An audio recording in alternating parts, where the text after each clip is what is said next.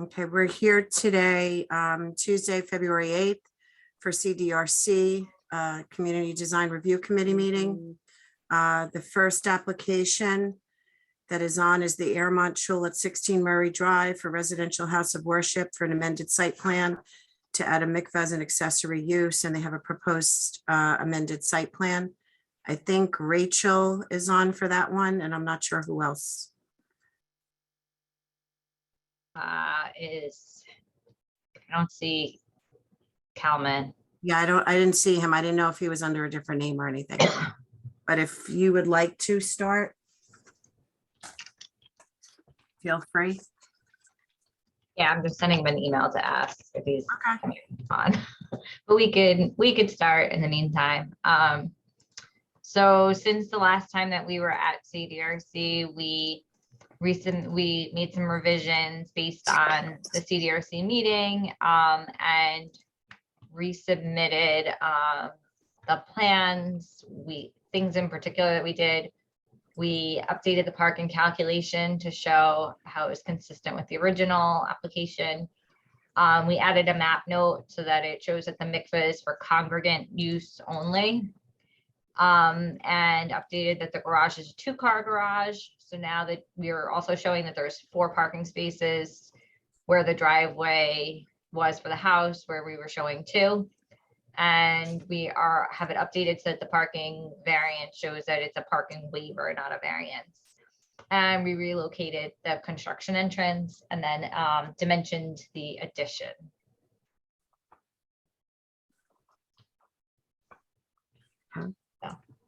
Nothing super big in change as far as changes, just little things that we requested. I think the biggest or the most important was probably that it now specifies that the mikveh is only for congregate use, which I know is that way it alleviates the concern about it being just other people coming and going.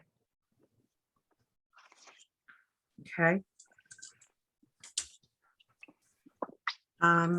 John, do you have anything you'd like to add? Sure. We did comments January 18th. I don't know if the applicant received a copy. Just our remaining comments. So I guess the planning board we're required to waive the parking requirements. It is not a variance. So when that is granted, we ask that that information be added to the plan. And we are still looking for some stormwater calculations based on actual infiltration, which I know the engineer said that they would do. I don't think it's been done yet, but it will be done. And a couple comments regarding the sewer and the sewer Rockland County Sewer District. I had a chance to review the plans. If so, if they have any comments to incorporate them. If not, then that's fine too, but we want to make sure they get a chance to see it. And then the other comment was that, if I'm not mistaken, they do need to go to the zoning board for some variances. So if those variances are granted, that they add that information to the site plan as well.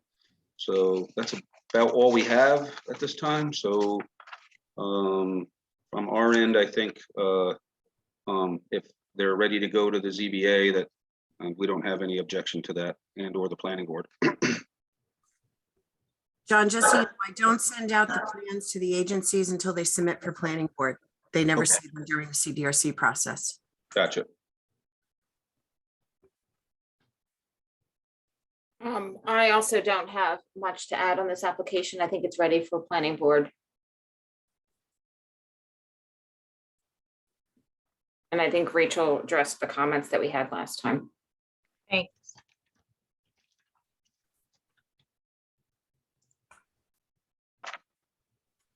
Dan, So yeah. after all that good news, I'm just going to keep my mouth shut and not get in the way. Hi, Ryan, how are you?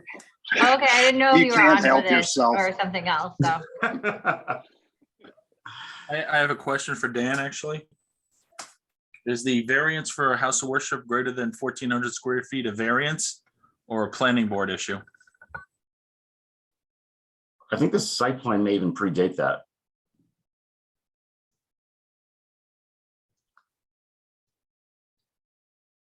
Well, I think the way we were looking at it is that because the mikvah is part of the house of worship, Additional square footage. that added to the square footage. And so even though it may have been okay before, now we were like making it worse. So we have to go to the ZBA anyways on the FAR development coverage. So Well, what specifically are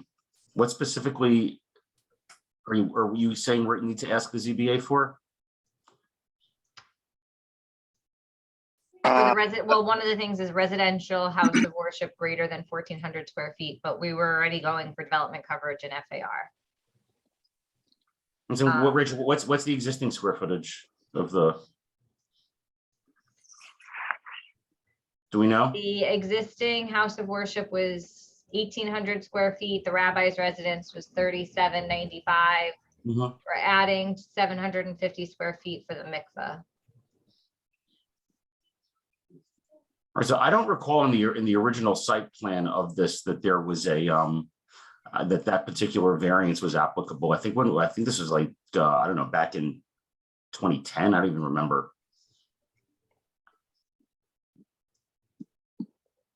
I only got, what was it? Do you have the date of the original site plan approval, Rachel? Candy? Yeah, 2010. And is there a note on it about the variance? On the original site plan? Yeah. Oh, no, the original site plan was adopted before that particular No, metric. the 2010. The 2010 says that at that time, the house of worship was 1,800 square feet, and it listed the rabbi's residence. It was like 3,368. But on the bulk table, does it show that a variance was granted, or anywhere is there? No, a- but I No, I don't think think there was such a variance then. That's what I'm saying. Right, well, that's what I'm just trying to figure Yeah. out. Yeah, I don't Do think we Dan, need Dan, it maybe Actual now? document. your memory may be better than mine, but I don't think that 1,400 square, that code provision was part of it, because I think when they brought that legal challenge, whatever it was in 18 or 17, I think that provision wasn't adopted until like 2014 or 15. So I don't think that variance was a material then, but we could check. I just don't think the code had that 1,400 square foot proviso at that time. It hasn't always been there, as we know. Lou, do you have any? I'm looking for the institutional knowledge? documentation from Sokolov to see what the date is on that original. 2007 from Sokolov, but I don't have it in front of me. Yeah, I thought it was I 2007. think that it's the changes were 2007. I'm made. looking for a copy of it right now. Yeah, And Ryan, I think part of what the village agreed to with the federal government as part of the ongoing lawsuit was that with regard to houses of worship, that whatever changes were made in 2018 would be stayed, and it would we would use the 2007 code, All right, so if I'm not mistaken. what this says is that the village may not adjudicate applications for residential places of worship that are larger than 1,400 square feet under the terms of site development regulations enacted in 2018, which expanded and made mandatory a disproportionately burdensome review process, and may instead Correct. only apply regulations that were in effect under an earlier version of Airmont's zoning code enacted in 1997. Correct. It's 12/10/2007. I have a copy of it if we need it. Why is he saying 1997? No, I'm reading 2007. from the federal court's statement of March 15th. That's what I wasn't talking about anything other than that. I'm just reading from Judge Roman's injunction. Right, but if I'm not mistaken, it said that the 2007 code Mhm. should apply. Right. I'm reading the Where document. was Yeah. that? Is that's in a consent order or something? I believe so. Okay, all right. I just I haven't seen that. So if you could just tell me where that is and I grab a look or send it over and make sure we're on the same page. Suzanne, can we get that to him? Yes, I will. Thank you. Because the complaint goes after the 2007 code. So we'll have to just make sure it's all. Yeah, I'll send it to you after the meeting, Ryan. Thank you. You're welcome. Oh, here we are. Consent order of preliminary injunction. Dan, is that the document? Yes. Okay, Sounds like it. all right, just found it. See how good my memory is or bad. After Village shall in COVID. place of the stricken section. So this is what it is. So it's the earlier version of the code, but as amended December 10, 27 by local law 5, 2007. First of it shall be stricken in place of the following. This is so it says it needs a site plan approval.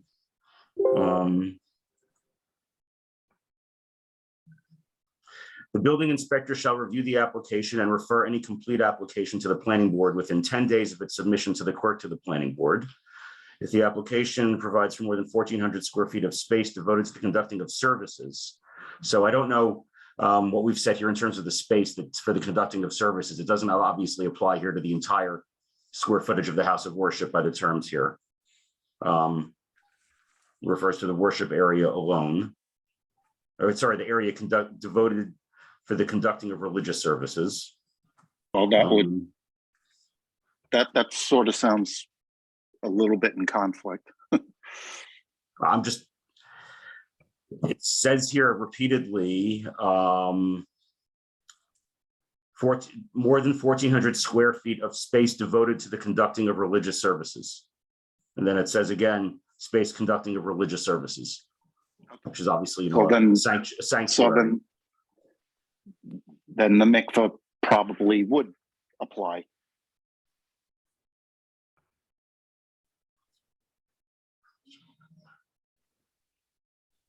Yeah, I'm looking to where it would, what variance,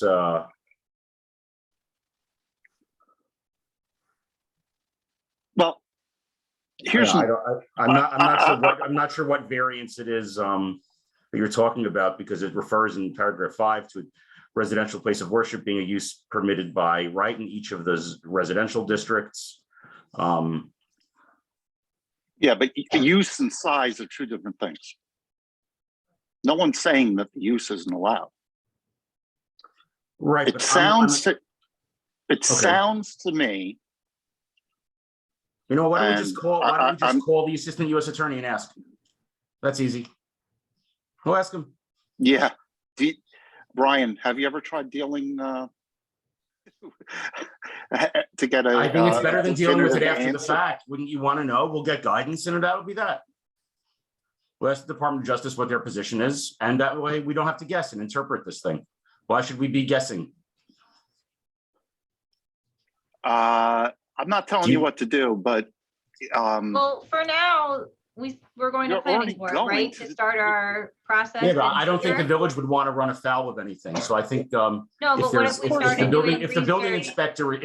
inspector is uncertain about what the parameters of the consent order are, it would probably Hang on a behoove him second. and behoove I'm not everybody for uncertain. that to be understood more clearly, lest the village be in legal jeopardy once again. I just asked if the variance was a ZBA variance or a planning board waiver. I don't think there is such a variance that's applicable. I don't think that's the governing law. yeah, I don't think there's any basis for such a variance. well, no, I thought you meant that the planning board doesn't have the authority to grant variance, only the zoning board. But Ryan, Yes. if they got a variance in 2007 or 2010, when they applied using the then 2007 code for more than 1,400 square feet. And they were granted that. And now they're coming in to expand the size. How would that run afoul? Nothing, I don't, what I'm asking is, what I'm questioning based on my reading of the order is whether that variance is an operative, whether that provision is operative on this, whatever it is that you're referring to, whatever variance, whatever code provision is you're saying needs to be varied, which I'm not sure which provision of the code we're talking about a variance from. And I'll pull my file, I handled the original approval, and I'll take a look on whatever it was that was originally approved. But I'm looking at the order, and I'm not sure I see a code provision for which a variance is required in this instance. So whether you would have to look at whether it's the size of the area for the religious services, or whether the provision itself, the order refers to it as stricken. So we'll take a look, and we'll make sure that if the village takes the position that a variance is required, just advise me of what provision it is that we're talking about, so that we can either make the required variance application, or if we disagree, appeal the determination of the building inspector if we believe it to be erroneous. But I think that if there is a lack of certainty or clarity, I presume this is not the only application that's material to this injunction, and I think it would probably be in the village's interest, certainly more even than our client's interest. We're in no jeopardy, to make sure that everybody who works for the village in zoning is clear as exactly what this federal court order requires. Ryan, can I ask? Yeah. Ryan, do you have a Mhm. problem with me asking Rachel a question? No, I'd rather you ask her questions than me. Okay. When you prepared your December 1st memo, Rachel, Yes. and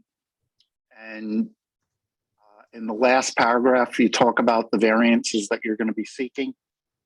Were you directed or advised by anyone in the village that you had to apply for it, or was this discretion being the better part of valor on your part, and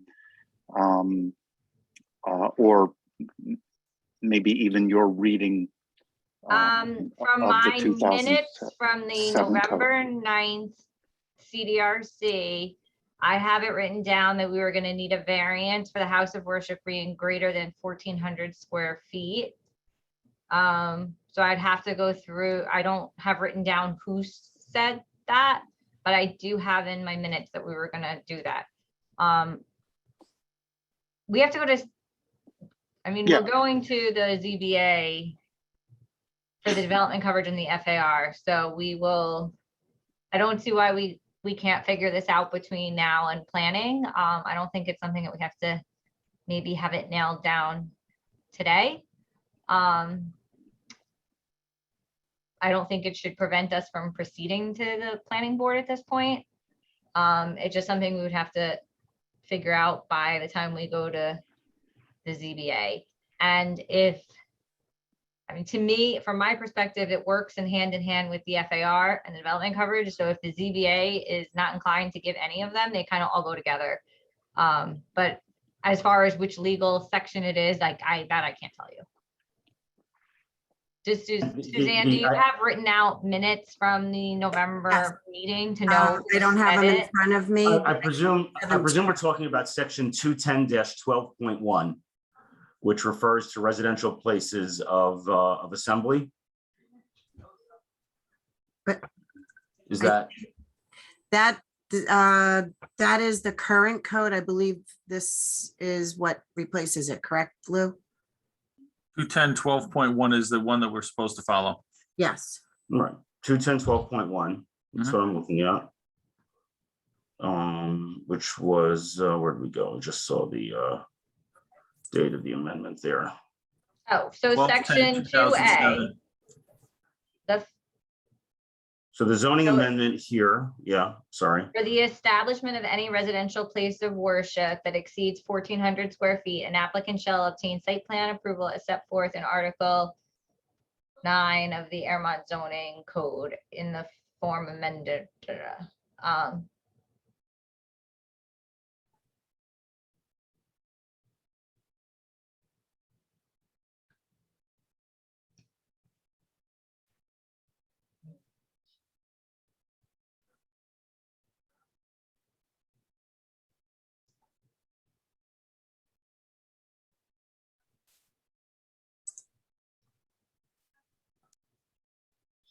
Ryan, Mm-hmm. I like Rachel's idea. Doesn't mean you're gonna like it. But it just makes sense to me that rather than, we don't, none of us have enough documentation or the time to review it right now to determine whether in fact this is needed with regard to the exceeding of the 1,400 square feet. But right now, you have to go to the ZBA anyway. And between now and then, or even at the meeting, hopefully before the meeting, but even at the meeting, we could figure out working together as to whether or not that particular variance is in fact needed or not. No, sure. I have no problem with that. I just, my reading of the consent decree though is with respect to whatever the interpretation of these provisions is. I believe that there is a clear objective of whatever the injunction is, which is not intended for there to be, I guess, a discretion with respect to how some provision of the zoning code is applied in this case. I think that the goal here of this document was seeking to be definitive. So I presume that whatever goes on here should be consistent with what the village's council in that case understands to be the case and what the Department of Justice understands to be the case. Right. But my recollection is that what the court did was, or what, not the court, what the parties did was they entered into this agreement signed by the judge that basically kept things, reverted things back to the way the code read in 2007. They didn't change any of the provisions of the code.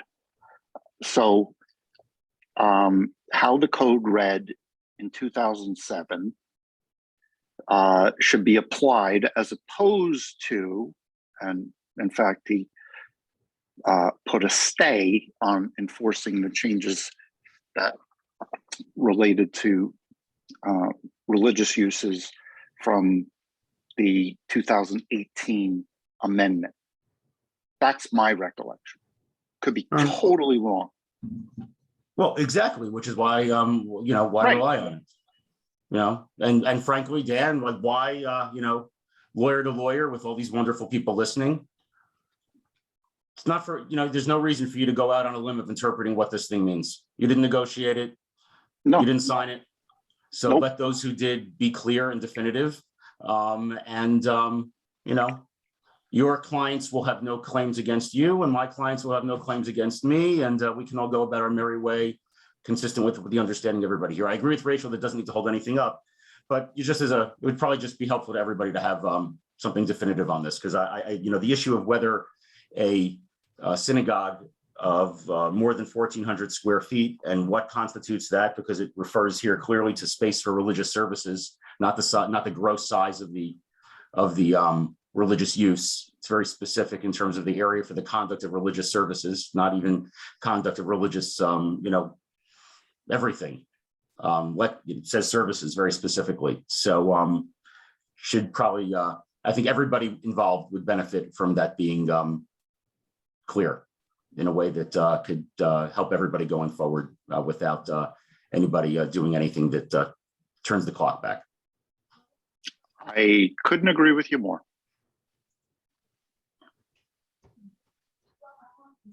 Well, that's the greatest news I've heard all day. I couldn't agree with you more. Okay.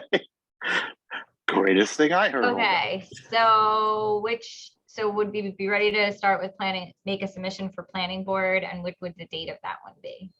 Okay, so for planning board, you're not going to make the February 24th meeting because I have to send it out for comments. Okay. The deadline would be February 17th for a meeting on March 24th. Okay. And yeah, I'm We'll- going to clarify, Dan, I'm gonna go over with Rachel and her client just how much space is being provided for religious services, because it may be material to how you have to handle this under the terms, in terms of the there's a timing requirement. And I want to, I'm not certain that we exceed 1,400 square feet of space for the conduct of religious services, but we'll take a look at it. And if it's our position that we don't have 1,400 square feet for the conduct of religious services and why we believe that that's the case, we will let you know forthwith. Well, we already know that the property exceeds 1,400 square feet of religious service. I think the issue is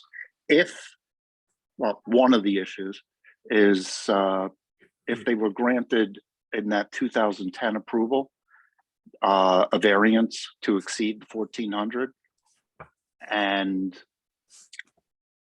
this stipulation doesn't conflict with anything that existed in the 2007 code, then it would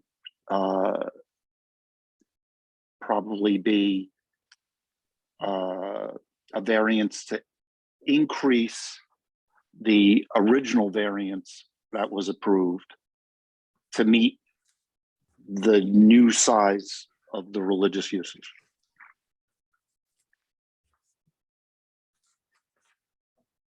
Well, we'll take a look at the file, and obviously the intention of this injunction is clearly to be read expansively with respect to religious freedom, not in a constricted fashion with respect to religious freedom. And hopefully everybody will be on board with that. And obviously we reserve all of our rights if we believe that this decision is being interpreted in a constrained and confined way. But hopefully we won't have to do that. But I can't say that I'm totally reassured by what I'm hearing from the building inspector. I think the building inspector, the fact that he's uncertain about whatever this is, it's disturbing. Not to him personally, but to the, all the building and code folks, I presume, have been educated and briefed on this order. I mean, it's so hopefully we can go in the right direction.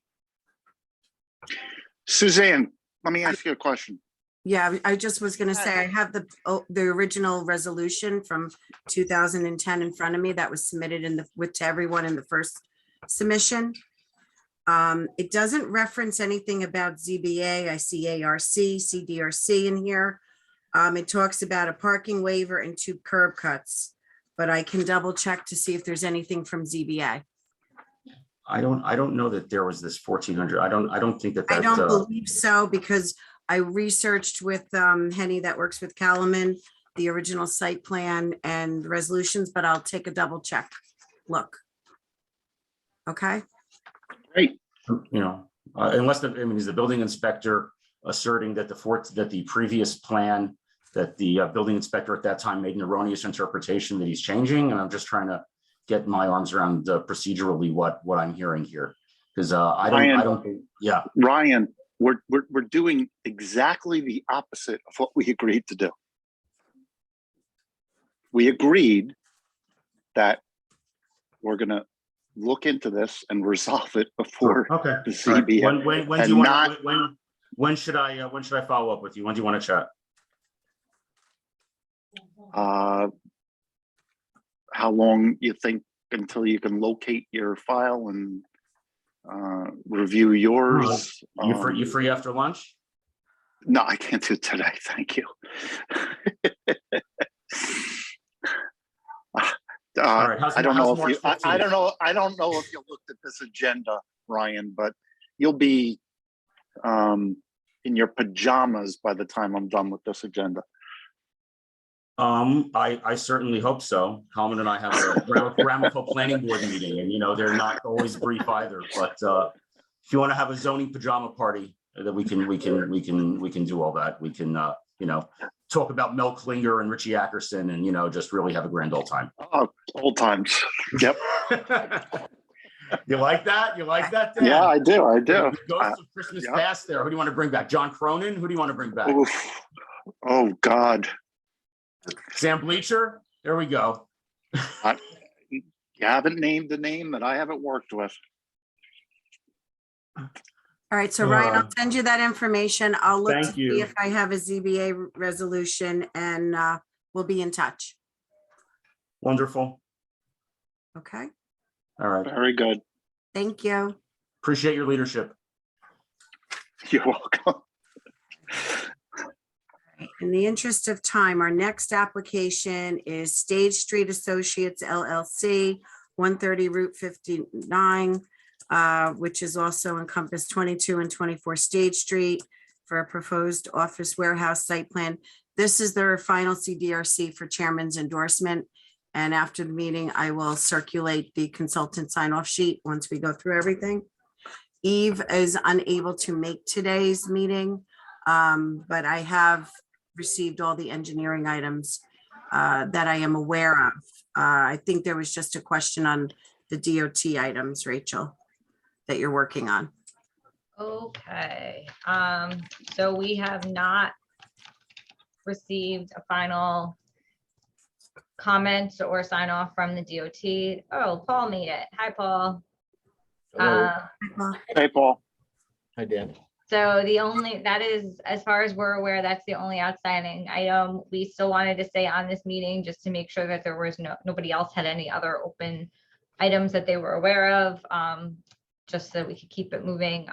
Everything has been resubmitted to the DOT. I believe they were submitted around middle of January. It looks like the January 14th-ish. And they have proceeded to the point of responding to things. It's just still slow, but it's progress from where we were at. They at least acknowledge us now. I think that the last submittal addressed their comments, but again, until we have their letter that says that they are fully satisfied, I can, obviously can't guarantee that they won't come back with something. But otherwise, I think we're good. We looked at the plans and we were fine with everything that was resubmitted. Okay, thanks. Well, did you send me a stormwater management agreement? Yes, that was already taken care of, and the original was sent back to him to record. The mayor signed off all the agreements. Okay, The lot I know. line merger.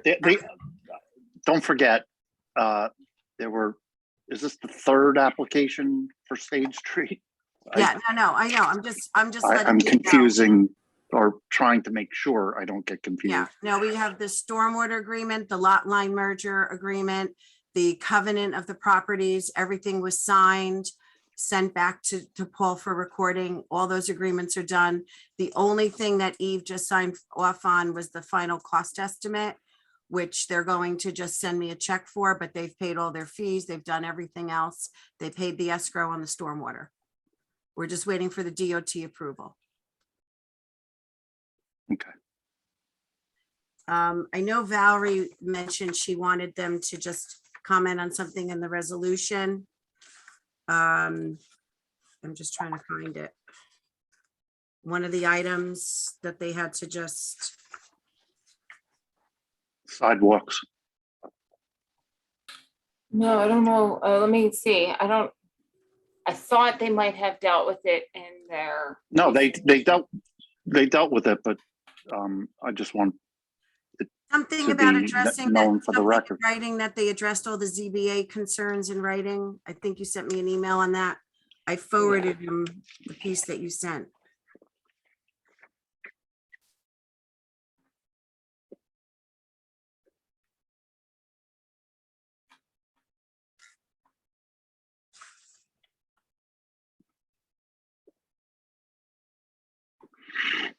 They merged the lots, they did the covenant. Not sure what you're. Yeah, is that what the reference was to those conditions of the ZBA regarding, merging the lots and? Oh, yeah, I think that's what it Yes, was. the I virgin think lot. that's Yeah, what and it then was. I followed up with then they submitted the landscaping plans and we reviewed everything Right. again, and we were good with everything. Yes, Yeah. yes. All right, so I have the stormwater maintenance agreement to be recorded. I have the lot line disclaimer to be recorded. I think there was one more, Suzanne, help me recollect. Covenant. The covenant, stormwater, lot line merger. I think that was, I have to pull the file. There's so many copies in here. Oh, the covenant, right, the covenant. Yeah, Covenant, yeah, the right. covenant. Yeah, that was the three. Yeah, and they got the DEC permit and all of that was submitted to everything. Eve was fine with that. She made whatever change needed to be done on the SWIP. That was all taken care of. All of that is done. Again, it's just the town of Department of Transportation. And they'll get me the check for the inspection fees that were just signed off. Although the fire inspector, I don't think it's a major thing, but he did give me, he's not here, but his secretary gave me a letter late yesterday. Just some comments. I don't know if you have any comments on them, Paul. I sent them late last night. Yeah, I saw it. I think we were okay. You were okay with those, that right? because Larry agreed to do the hydrant on the north side of 59. Right. Yeah, we have a private hydrant on property. We showed that. I think that's fine to have the buildings labeled.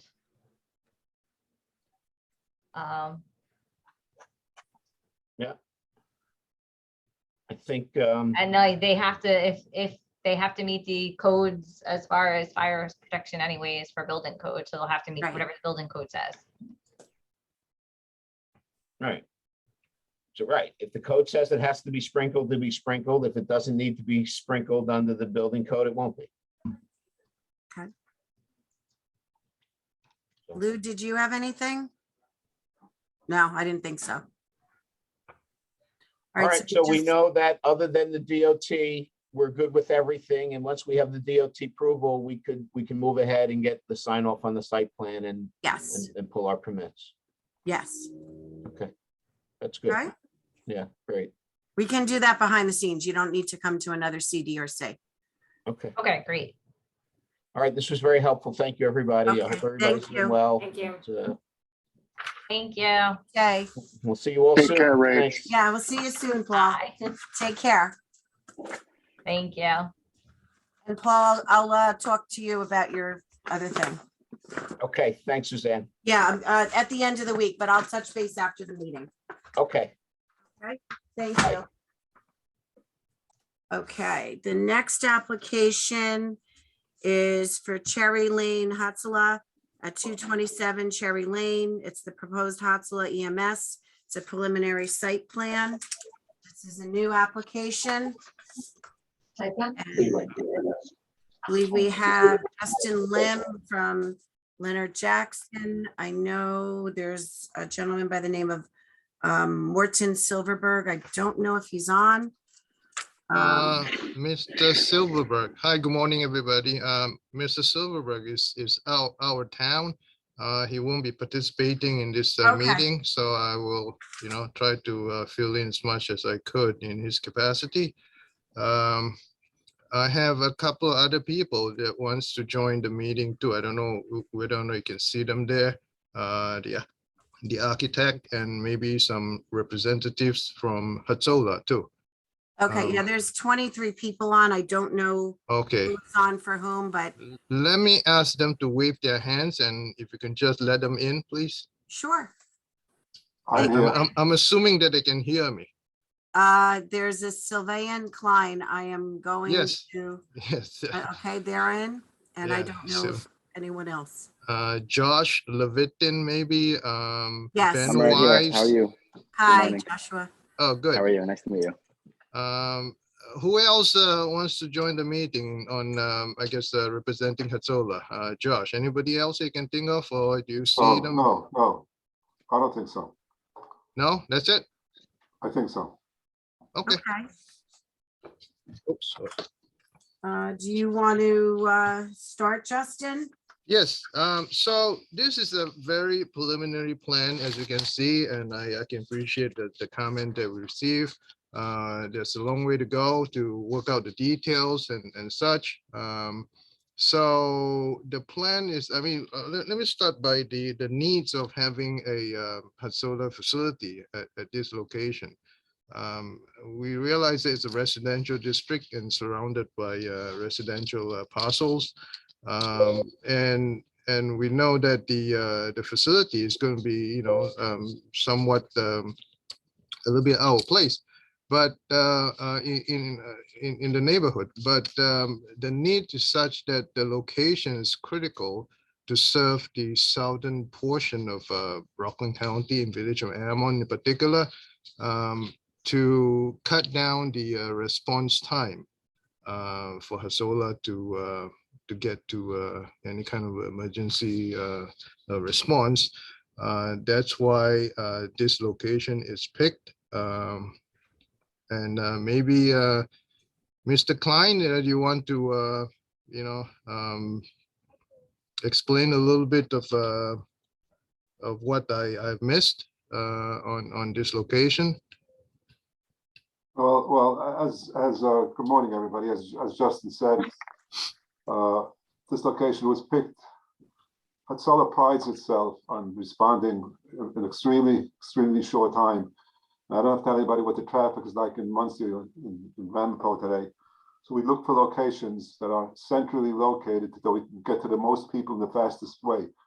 This area, this location was picked by both by residents in the area, by friends of Hatsala, and by Hatsala members themselves as being a prime location to put our ambulances to respond quickly to emergency calls in Airman. And as I'm sure everybody knows, we've been around for over 30 years in Ramapo and in Rockland County. And so as our needs grow, we have to open up more ambulances, more garages, I'm sorry. So we intend to have one here in Airmont, we intend to have another one in Pomona, and probably eventually also in Chestnut Ridge. But right now, we need this location. And I don't have to stress how the faster we can get, the better it would be that we can serve the population. But that's basically why we are here today. Yeah, beside the location, the building itself is important to I guess to mention. The modern days ambulance piece of high-tech equipment, and the procedures of prepping and also the cleaning up of the ambulances that we have today is different from ones that was I guess it was done you know years ago, because as I said, they're high-tech equipment, and also their supplies that comes with it, they need to be being stored and also I guess you know set up in the ambulance. You need to have a climate control environment to service the ambulances, and that's why this building is configured in such a way that allow them to do that effectively, efficiently, and beside the point that the you know location being important, the building itself is very important. Josh, are you around? Can you talk a little bit about the building design? Yes, I'm trying to pull up the plan so that I can share with everyone. Okay, hold on. Let me just share the screen. Okay, hold on a second. Mhm. I'll be up in about a minute. Okay. Like Justin was saying, the purpose is that we're trying to also as well keep the building within the characteristics of the neighborhood. So I'll show you very shortly some renderings as the plans are still fluid, but we want to make it as inviting as possible to the neighborhood. Yeah, the footprint, if you notice, the narrowest part of the footprint facing the street, we figure that's the that's the best way to have this building. I mean, normally you see any kind of emergency service facilities, a building like a firehouse, other ambulance corps, you will see that the garage door is always open up to the street. But in this instance, we fully appreciate that this is located in a residential neighborhood. So I guess the portion of the building you want to see from the street, try to minimize it, and therefore we positioned it the long direction in the I guess the east-west direction, so they can have the smallest building portion they can see at the street. So that's where we're at with this the site plan. We kind of like position it so that we can have an equal amount of landscaping area, which is about 10 feet or so along the north and the southerly portion of the property line. And at the rear, we have some, about 30 foot of areas we can do landscaping. The grading is going to be, I mean, I know I'm not done yet, but we kind of set it up so that when we grade the site, we're going to lower the back portion of the building from the garage portion out to the back where the parking lot is located, so that we can effectively lower the site. And also in the landscape area that we plan to do some kind of berming and heavy duty landscaping so they can shield the site from the neighbors to the north and the south, and also to the west side of the parcel. I think that's it as a introduction for this project. We don't have much to talk about other than that, I think, unless Josh and Mr. Klein, you want to add on to this introduction here? No, I think Josh. Yes, Okay. Josh, yeah, I would like to add to the screen. Okay. Hold on a second. I'm having some technical issues here with sharing the screen.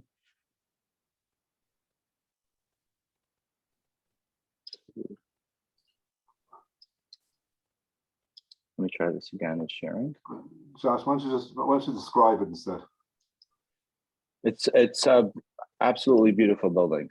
Now, I could be biased because I'm the architect, but it's really something that I think the neighborhood, as to add to what Sylvan was saying and Justin, this is something that's crucial to the neighborhood, and we want to make it as inviting and as beautiful as possible to fit into the context of the neighborhood. Let me share the screen. I'm on, here we go, join now.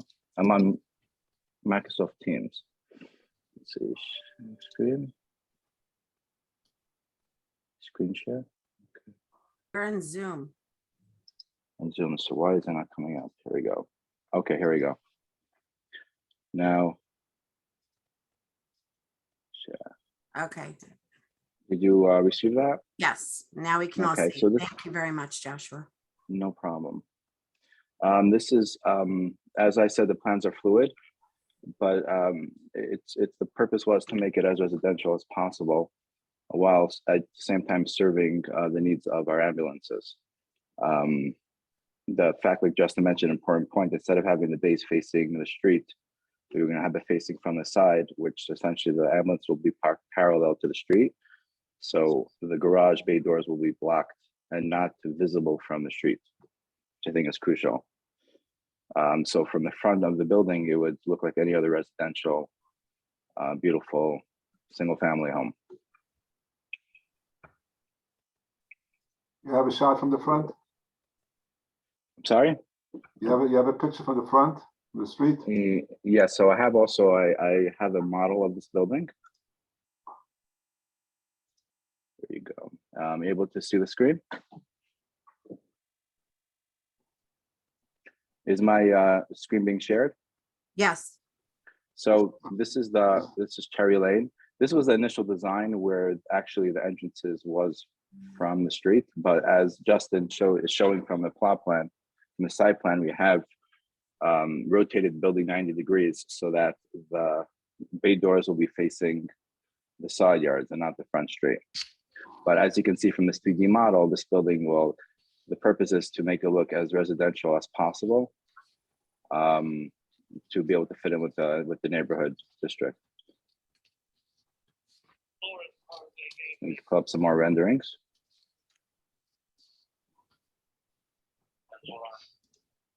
It hasn't changed. No, we only see this one picture, the same one. Yeah, we're just seeing the original picture. Okay. Were you able to see the 3D model? No, Okay, let me it's in the wrong screen. Let's see.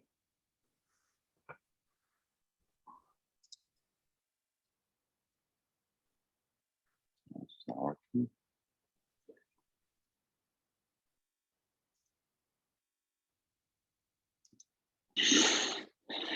All right, Josh,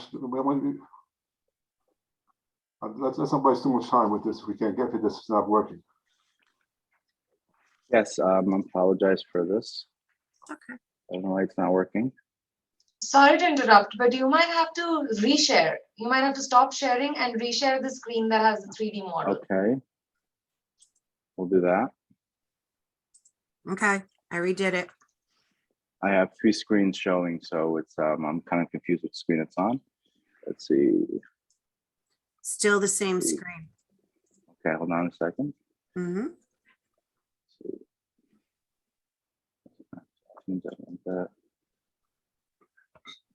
Okay, new share.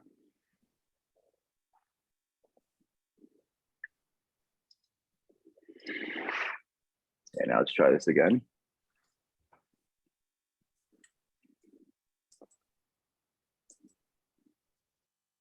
Okay. Same picture again. You see the 3D model right now? Yes, yes. Okay. Okay, so this is the view from Cherry Lane. Let's see, let's push this out. The original design had the bays facing the street, but as Justin is showing from the site plan, we have rotated 90 degrees so that essentially the bay doors will be over here. So it will not be visible from the street. But as you can see, this building is, I put a lot of cultured stone, a lot of character. There's a lot of different type of roof lines, as well as oversized glass to make it look as residential as possible, to be able to fit in with the neighborhood.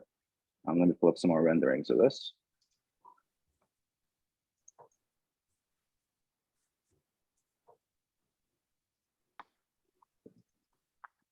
There you go.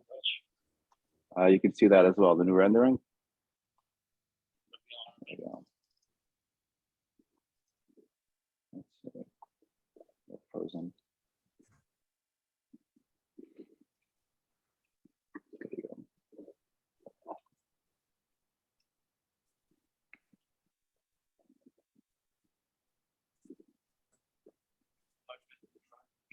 Okay. So any questions regarding the character or the design of this building?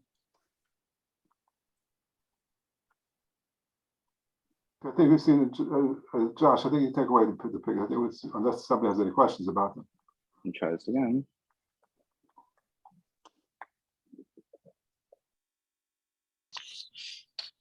Okay, Justin. All right, so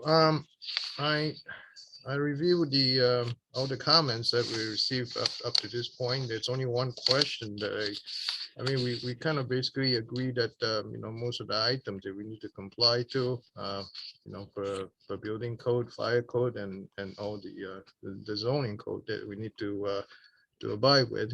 That's not an issue. Let me see who wrote this. The Tolman Fire Department did mention something about a traffic study. In my opinion, I mean, the Hatzola facility is an emergency service facility, and typically there's no fixed pattern of traffic coming in and leaving from the site. Whenever there's a call for emergency, 2 or maybe maximum 3 cars will come in, and those are the personnel operating the ambulance and the paramedics.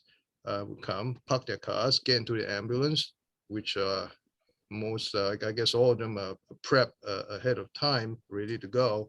And they will leave the site and get to wherever they get to, which is basically nearby the neighborhood. So, and that was it for the incoming traffic, and for the ambulance leaving the site and coming back to the site. And when they're done doing their paperwork, perhaps cleaning up the ambulance, they would leave. There is no a fixed pattern of traffic coming and leaving, and talking about a number of vehicles. That's maybe at the maximum for each call, four vehicles will be coming in. I mean, 3 passenger cars will be coming in with the personnel, and 1 ambulance be leaving the site. And later on, after they're done, they'll be coming back. So there's 1 ambulance coming back to the site and 3 car leaving. Justin, soon after. Justin, if I Yes. can check in, you talk about 3 cars. 3 Yeah. cars is really the maximum. Usually, it's only 1 or 2 cars. And the Okay. others, the other people that will respond in their cars straight to the scene. So the only time there may be 3 cars is if it's a very far call far distance away. But generally, it's only 1 or 2 cars that will come to the garage and then leave with the ambulance. So there's Okay. no traffic to really talk about. All right, good. Thanks for clarifying that. So from what I see right now, I mean, traffic study is not warranted. I mean, how do you study when for traffic, you know, as compared to a school or business and offices and shopping center and such, so that there's no peak traffic being generated out of the site at any given time of day.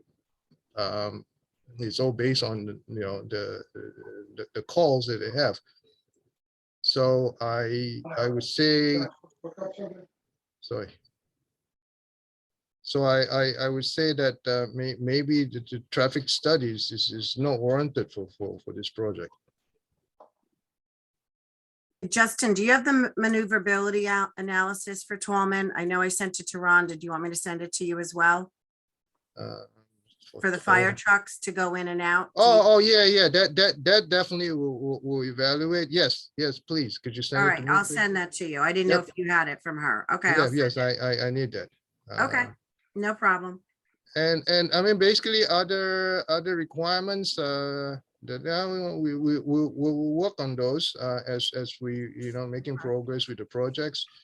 And that's my general comments on all the comments I have so far. Okay, basically. we have our village planner and our village engineer on if they wanted to comment. I Okay. don't know who wants to go first? Justin, Joshua, if you can lower the screen so that everybody can see each other, they're talking. Stop sharing. Okay, thank you. Okay, John, you want to start? Sure. One quick point on the Tallman Fire Department's comments may be possibly be made more related to the ability of vehicles to get in and park and the ambulance to get out and circulate into traffic and get to where they got to get to. That may be more what his concern is, maybe not so much in terms of, you know, doing a traffic count for exactly what you said, a facility that may go a day or 2 without even a call. So that's probably more what his comments are. We can delve into that a little bit more, but our comments are, this plan is a little more than conceptual. We do have topography and I do see dimensions.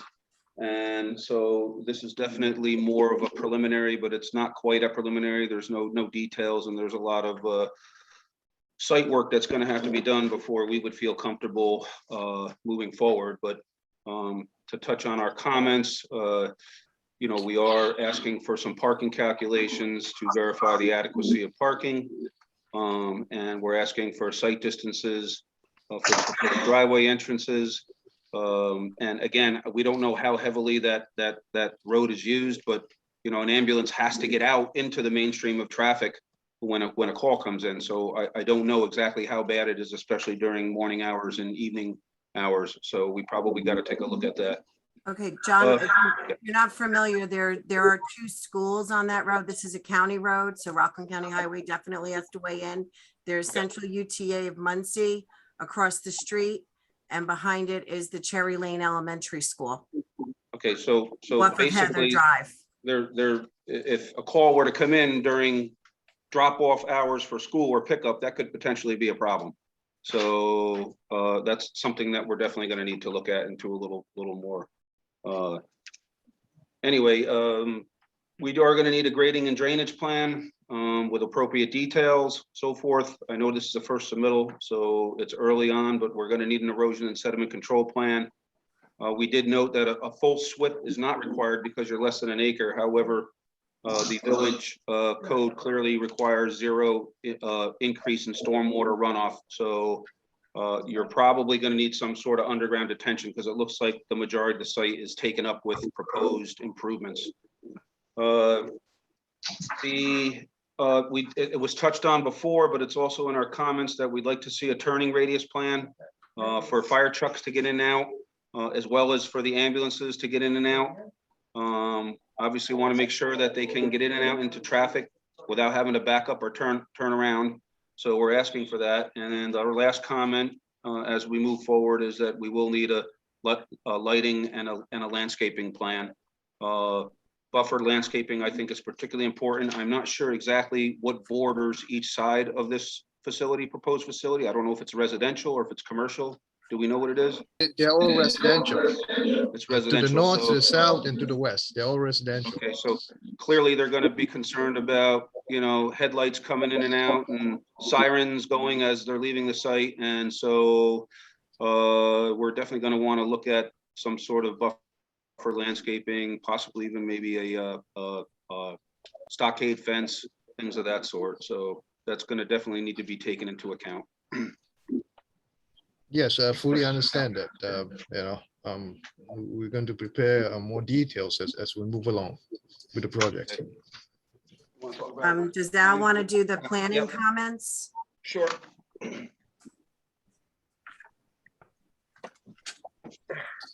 Hi, how you doing? Al Fusco here. Hi, Al. Hi, how you doing? You want me to go over my comments? Sure. Okay. First one is the volunteer ambulance service is permitted use in R35 zone. My second comment is a number of variances will be required as per the EAF that they submitted in the plan. These variances should be secured by the ZBA prior to planning board approval, and each variance granted must indicate the site plans with the date of issue by the ZBA. So they're going to have to, they're being referred to the ZBA. The short form EAF does not show a phone or email address on sheet 1, which it should. And there were a couple other issues on the short form. The site is located adjacent to or within an archaeological sensitive area. Therefore, a SHPO sign off is going to be required. Item 13 on the EAF indicates that the facility is adjacent to a wetland, but none are shown. But if it is impacting one, even off-site, it should be indicated. Item 18, the EAF indicates underground detention is proposed. Can I interrupt for 1 second? Of course you may.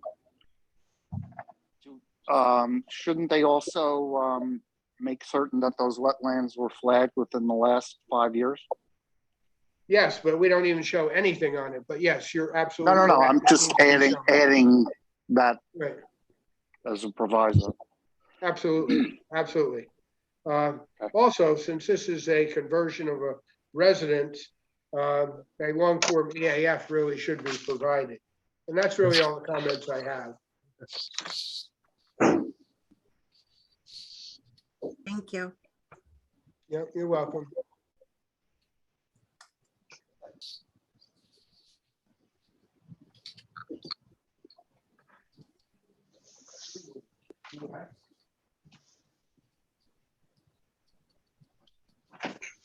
Now, is he going to go to the planning or are they going to tell him to just? Lou, Dan, you have any comments? They actually do.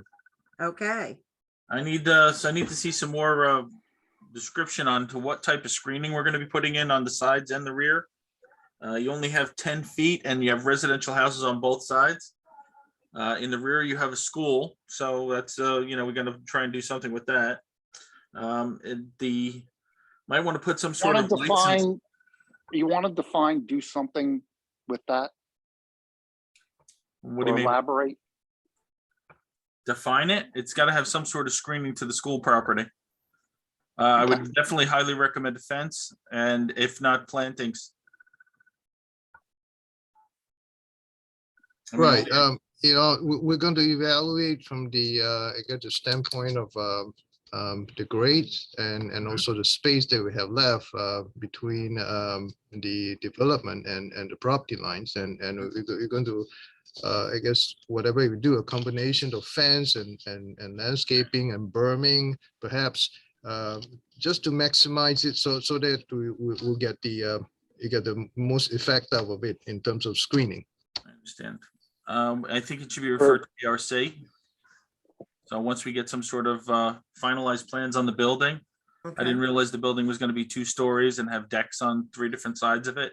So I would like to see what's going on with the building itself. And as I could tell, as our planner just mentioned, you're going to need 9 variances. So I'm just, you know, letting you know that you're going to have to evaluate that as well. I understand. Just to clarify, this building is proposed as a 1-story with a possible mezzanine level. There are higher ceilings meant for ceiling required heights for the ambulance clearance, as well as for just a larger, I guess, sort of just resting area. In regards to the screening, if you notice, if I can share the screen, you'll notice that due to grading purposes, the bays will be set lower than the neighboring adjacent properties by at least 5 to 7 feet.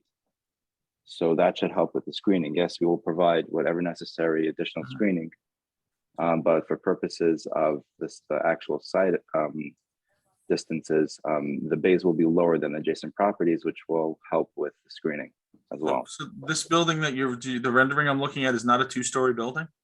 No, it's a 1-story with the mezzanine, which is less than 30. The mezzanine level, if we do provide it, it will be less than 33% of the first floor, as well as open to below, and it's not. This is not proposed as a 2-story building. Okay. Well, I don't have any plans, so I'd like to see those. Sure. Thank you. Sure.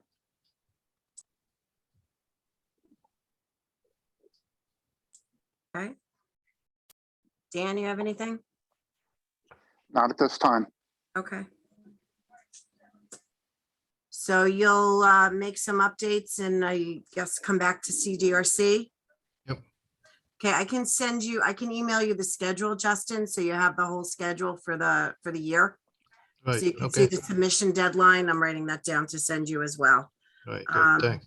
I'll send you all the schedules, CDRC, ARC, zoning and planning, because you're gonna have to go to all of them. Sure, thank you. Okay. Justin, do you have any questions, or you know everything what has to be done still? Justin, Yeah, I'm sorry? do you have any questions, or you understand, you have notes? No, I have plenty to do even before this meeting. I know what to do.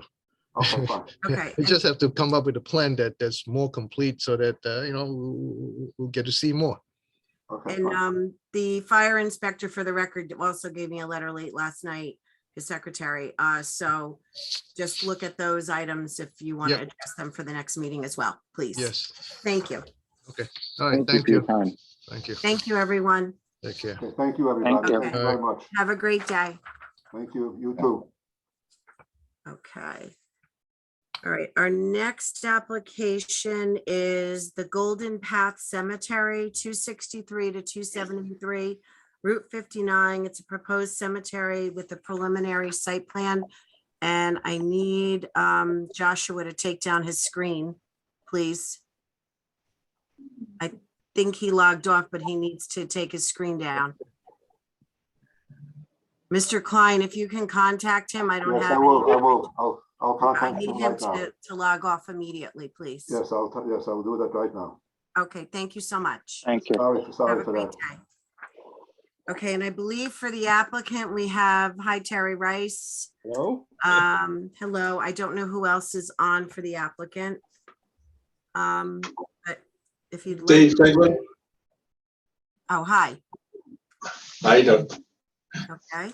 Oh, there Way you at the are. front. Now I see you. How are you?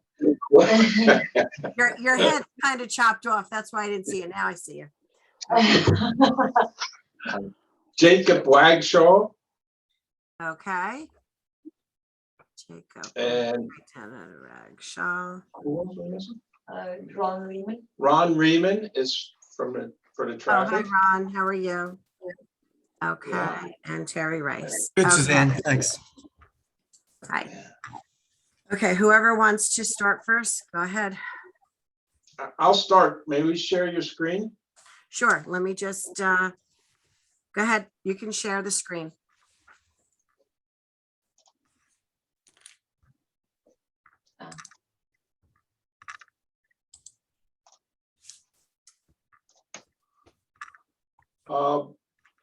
This is a concept plan on a piece of property that is on 59.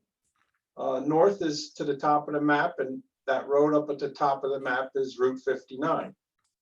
Over to your right, which is the east, about 400 foot away, would be Highview Avenue. That's a residential neighborhood. Mhm. And then if you're at Highview and going west towards Suffern, the next thing would be a cemetery. And then our piece of property, and then a gas station. So we're opposite the shopping center. And this property is roughly 30 acres, but it's 2 different tax lots. The front lot is 49.1 tax lot number, and that's in the NS, that's a commercial zone. And then the back piece, which is probably 2/3 of the property, we'll say, that's tax lot 49.21, and that's in the residential. The big dark blotch you see over on the left is delineated wetlands by Jim Bates. Of course, it hasn't been walked yet by the Army Corps, but that's been scheduled. And then down at the bottom, we have 2 subdivisions. One was Annette Lane on your right. And then on the left, on the west side, is Lorna Lane. Basically, this lot was created by those subdivisions. That's 2. The one subdivision was the town of Ramapo. The second one, Lorna Lane, I think was the village of Aramont. And then you'll see roadways through the property. They're actually connecting emergency access from Lorna to Annette, and then a proposed connection out to 59, all for emergency access, because those 2 roads are they're in a dead-end cul-de-sac. Our plan is based off of the recent subdivision that created that 50-foot turkey neck there next to the cemetery on the east side of the property. That'll be our access out to 59 for the cemetery lot, which is in the residential zone. The cemetery is depicted by those boxes. You have around 2,500 graves. We have a interconnection of roadways, a boulevard, and then down at the bottom, we propose to connect those emergency access from those residential cul-de-sacs into our site, and then they'll have a real road going out to Route 59. The other item that's on this plan is a box on the other side of that dark line, and that's going to be a freestanding place of worship. And that is in that commercial zone. So it's on the other side of the zone, and it's not part of this current lot, but we intend to merge the lots. So that would eliminate the property line in between, and thus it would become one big lot and with a zone line. Now, there was a question about the zone line, and that zone line that we show matches the property line, and I believe that's correct. We'll ask that to be reviewed by the building inspector. But basically, that freestanding house of worship would be for the use for the cemetery for services. We have parking around the site. Can I ask you a question? Sure. Based on what you've said, Yes. with regard to merging of the lots. Yes. Merging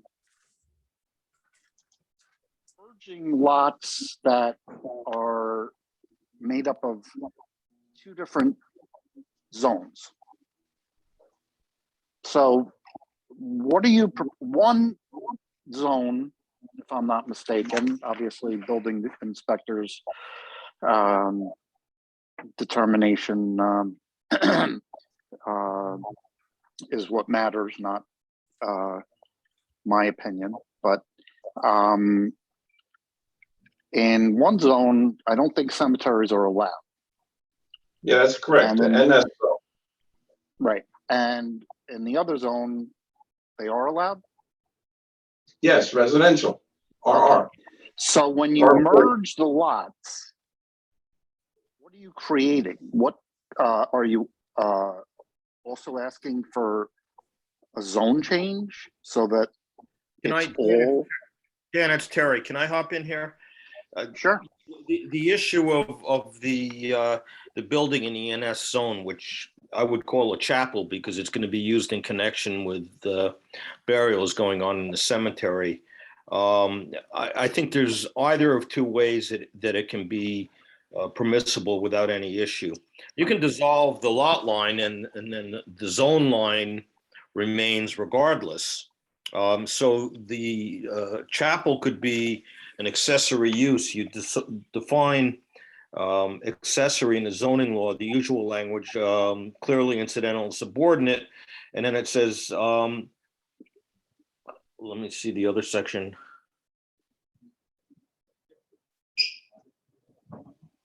It says located on the same lot with the principal building, structure, or use. So if you dissolve the lot line, that's an accessory use to the cemetery. Alternatively, you get the cemetery to be a legal use. Well, the cemetery is a legal use in the R40. R35, I thought. I'm sorry? Is it R40? I'm sorry, I'm reading the wrong memo. My apologies. Yeah, no problem. Yeah, so the cemetery is a legal use. I mean, there's no question about that. The only question becomes how you classify. So the entire cemetery is located in the R40, is that what you're saying? Where all the burial plots are located in an R40, correct? The only thing that's located in the NS is the chapel and some parking associated with it. So as I was saying, if you dissolve the lot line, the chapel could be accessory to the cemetery because it's located on the same lot at that point. Secondarily, or alternatively, among the uses allowed in the NS zone or local office business uses, and if you look at the definition section in the zoning law, it says establishments that include, and they list a whole bunch of things, one of which is funeral chapels. So a funeral chapel is a use permitted by right in the NS zone in any event. So I however, want to skin the proverbial cat, it's illegal use in NS zone. And my cat just. So wouldn't it be more practical to flip it? Say again? The cemetery, to flip it, to have the cemetery in the zone that it's allowed, and to have the chapel. It is. The cemetery plots are in an R40 in which it's a permitted use. The chapel is in an NS zone where a chapel is a permitted use, or we could dissolve the lot line and make it an accessory use. There's no need to flip it. Okay.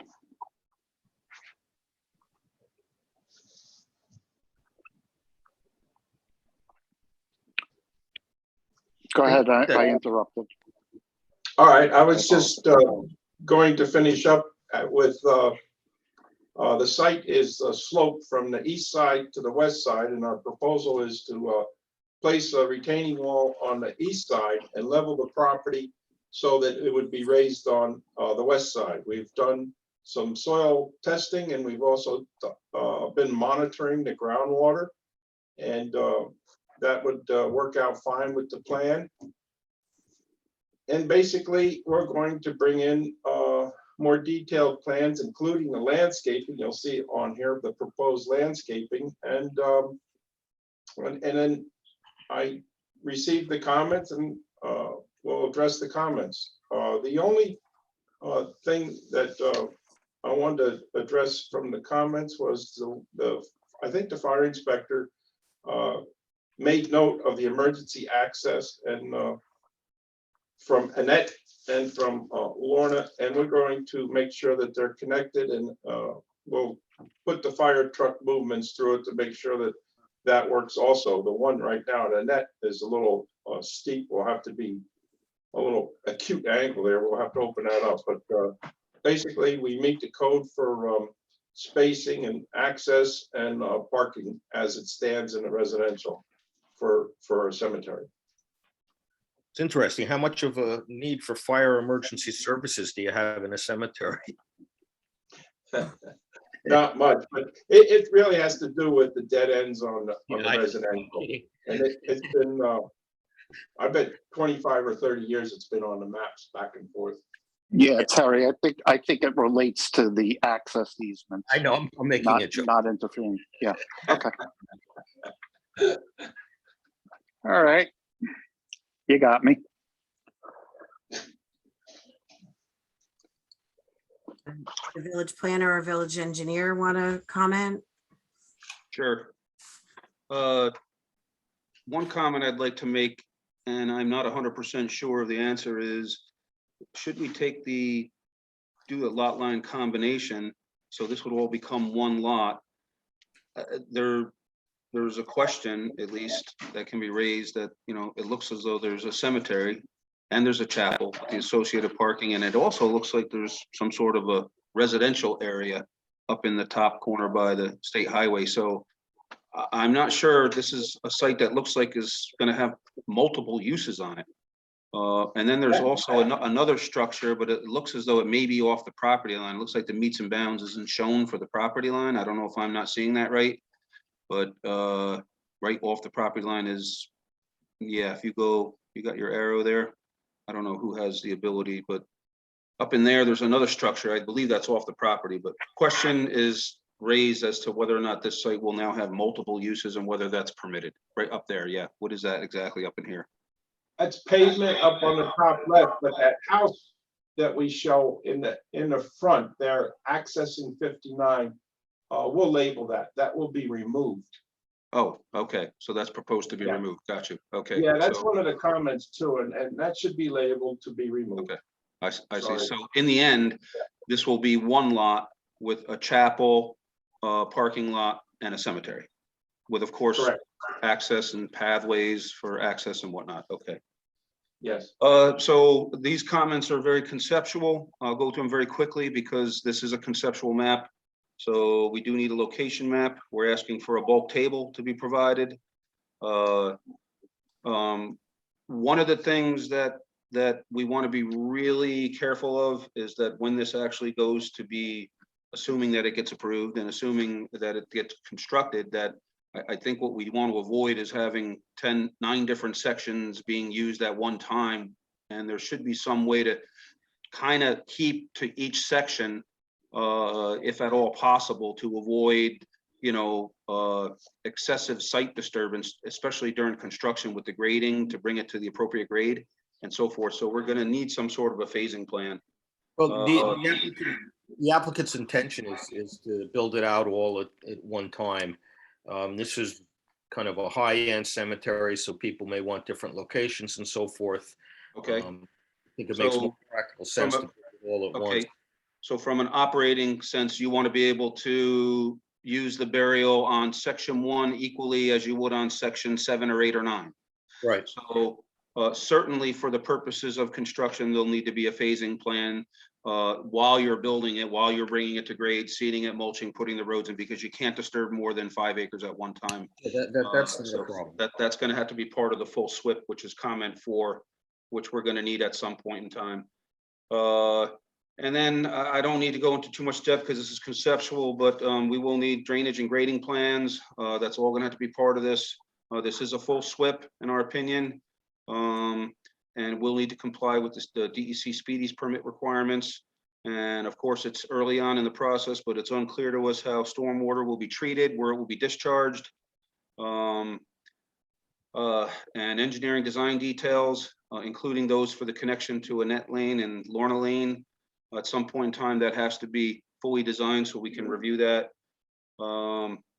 And comment 9 is that we do think early on in the process that we're going to need a DOT concept review, because potentially there could be a large number of cars coming in on a given day, 20, 30, 40, maybe even 50 or 60. And whether or not that it's probably good that we know early on what the DOT is going to want, and possibly in the form of a turning lane, or maybe even a traffic light or something there. So the earlier the involvement with the DOT, we think the better. We're going to have a traffic report. I don't think that really the volume is going to merit any of that, but we'll demonstrate that. Okay. Landscaping and lighting, we're going to need. We talked about the multiple uses. That's common 11. I think we're clear now that if it's just the chapel and the cemetery and the other structure will be removed, that it wouldn't be an issue. We have a concern regarding, again, this is all conceptual, but we see sections, I can't zoom in to see, but it looks like it's like 24% grade butting up right next to residential homes. And that is pretty steepest I've ever seen for a cemetery. I've been to a lot of them. So I don't know how that can physically work. I know you're going to show a retaining wall, but there are some code requirements per the state on the minimum distance from structures and so forth for the cemetery itself. So you guys are going to need to take a look at that. And you know, come and see if it's you're only, like, if I'm not mistaken, the actual burial plots are 25 to 30 feet away from somebody's residential line. So that seems awfully close in our opinion. And then in accordance with other comments that were mentioned, we do want to see some parking calculations on the plans so that we know there's adequate parking. So again, these are just conceptual, and as more detail comes in, we'll provide a more detailed review. Thank you. Okay. And Al's here to go over the planner comments. Thank you.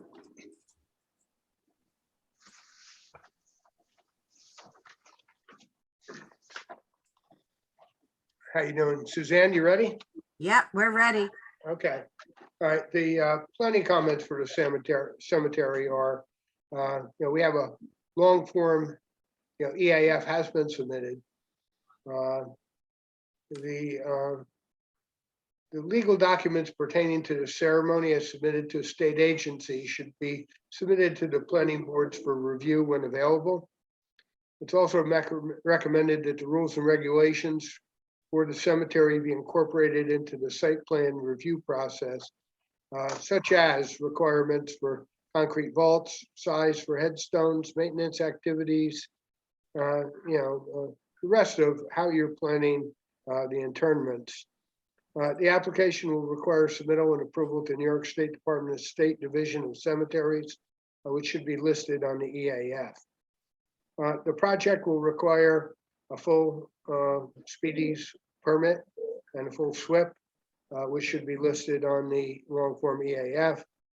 In addition, the project will require approval and a permit from DOT for access onto 59. I know this was discussed, but it should be shown on the EAF. There is going to be a requirement for a SHPO sign off, and more than likely a phase 1A and 1B archaeological study listed on the EAF, and referral to the county under 239 should be listed on the long form as well. We have a couple other things, is that regarding the wetland verification and designation of the existing wetlands. So we're gonna need probably a permit for wetland disturbance and the buffer disturbance required, and that should be listed on the long form EAF also. This was already discussed, that the cemetery is permitted use in R40, but not in NS. And I understand the ramifications of such, and you're looking to either get rid of that lot line and make it accessory or special use on itself. That needs to be determined as well. John had spoken about the steep slopes. We need to see that on sections 4 and 9, and also indication of not just the steep slopes, but also how close it is to the neighbors and what kind of screening and or proposed vegetation would be required there. Provisions in water and sewer need to be shown for the proposed building. Obviously, we talked about a traffic study already. In addition to that, deep test pits, when you get further along, would be required for each section to be witnessed by the village engineer to make sure that these are serviceable for depth to groundwater and bedrock. So we should be doing that at some point after you identify your phases. Traffic, landscaping, lighting impacts should be addressed in the long form EAF and environmental review. That's about it. I'm familiar with cemeteries. I've actually designed a few. Now, is this type 1? Because it's over 25 acres? I would say yes, because it is over 25 acres, so it would be type 1. Yep.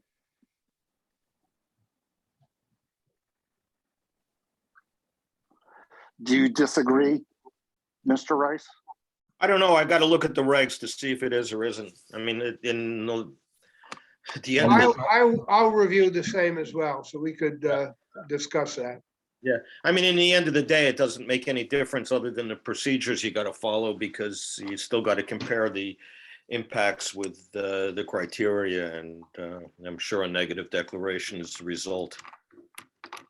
So we just want to make sure I it's don't done right. disagree with you, but we'll re-verify that. I'll look it up. I'll check the regs as well.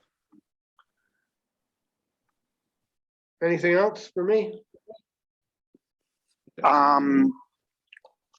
Just to throw it out there, because the board recently approved the cemetery on Hillside Avenue. That just eyeballing it looks to be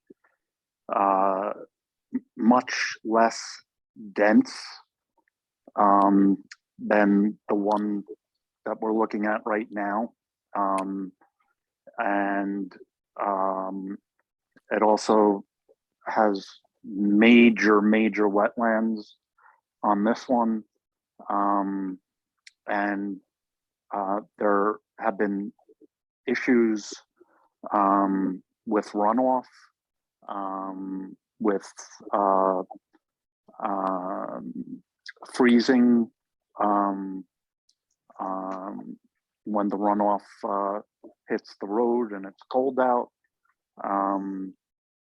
And that's something I'm sure the planning board is going to look very closely at, not only because it's their duty, but from recent experience. Well, So certainly drainage is going to be key.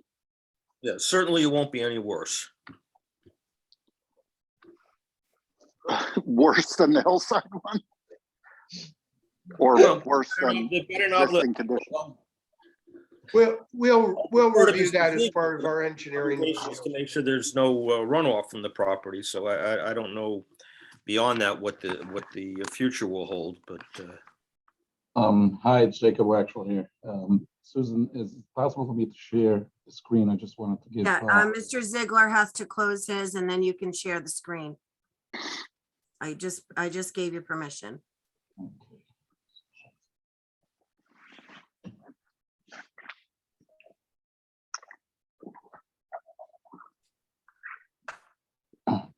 just wanted to give you guys the concept, what's different. Daniel, you mentioned before that Hillside Cemetery was approved recently in Village.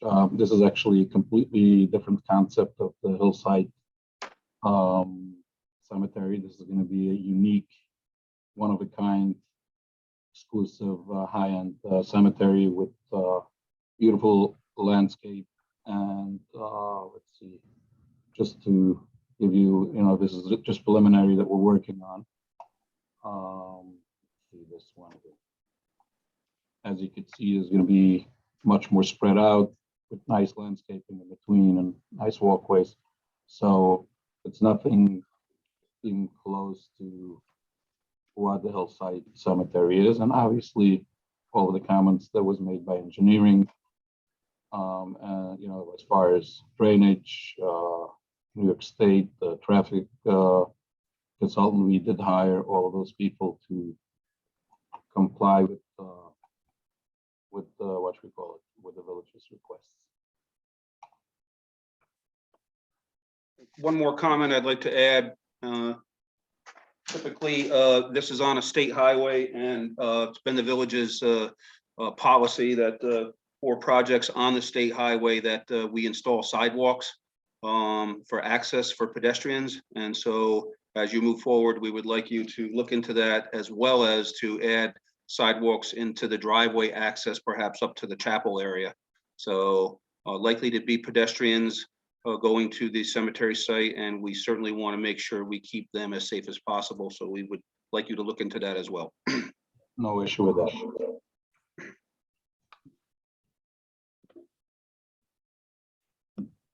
Any other questions for me while I'm here?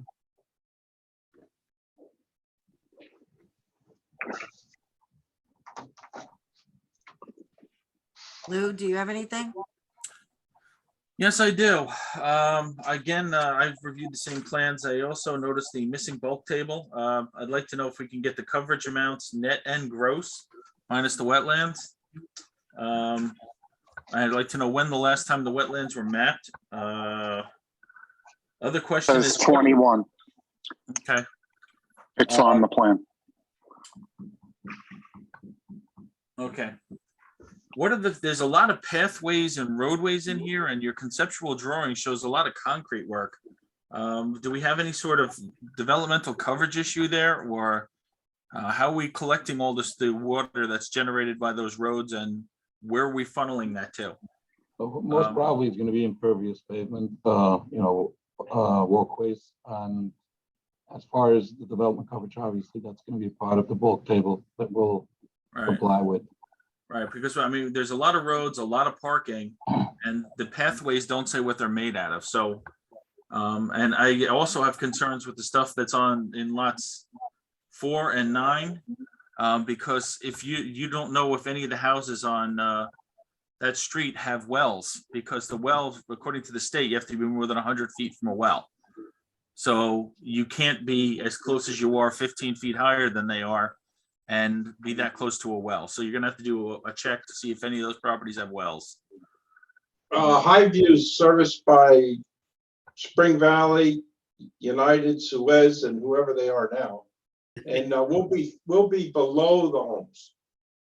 Correct. We'll check it good for you. Thank you. You're welcome. How many floors are in the supposed chapel? And is it going to be used for services other than things related to a funeral? Because it was originally described as a standalone house of worship. No, it's going to be basically used only for the services for the cemetery. So it won't be used every weekend or high holy holidays or? No, not at all. Okay. What's your definition of basically? What is it? I'm sorry. What is your definition of your use of the word basically? It's going to be basically used only for. So take out the basically and let's leave only.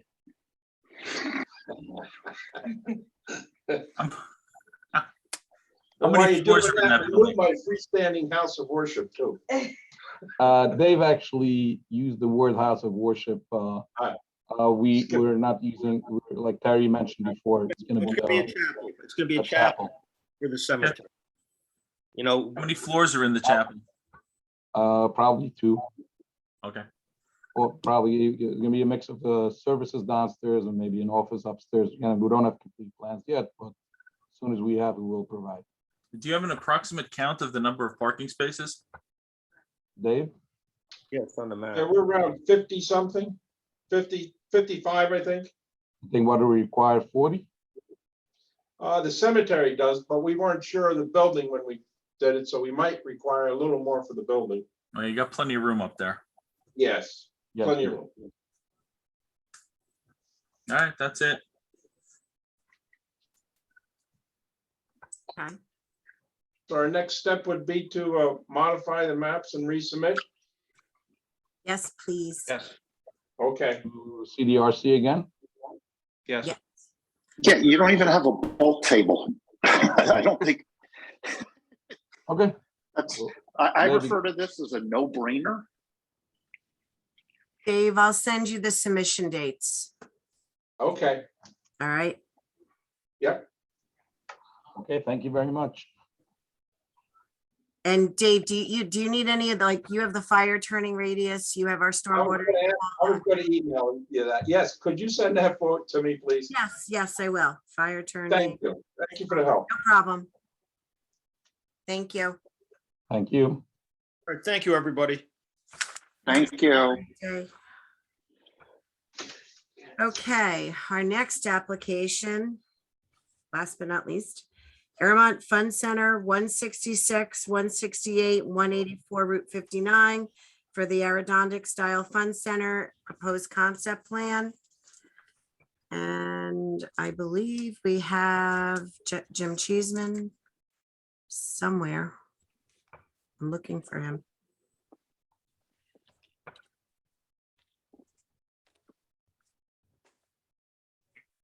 Jim, are you there? Let me call him.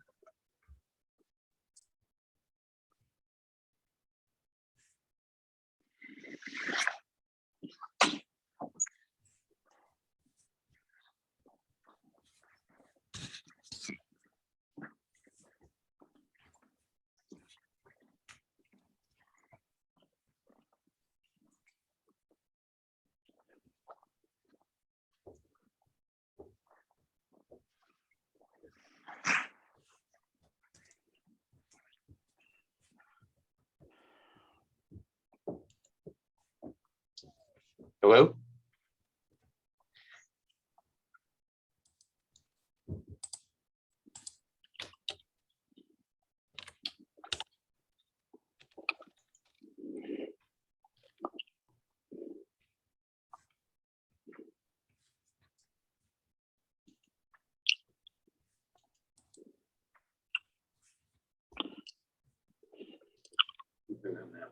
What's that?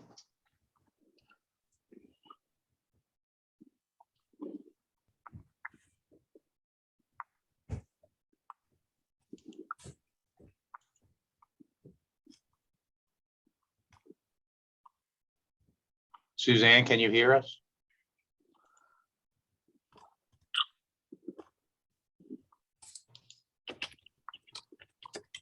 Can you hear me?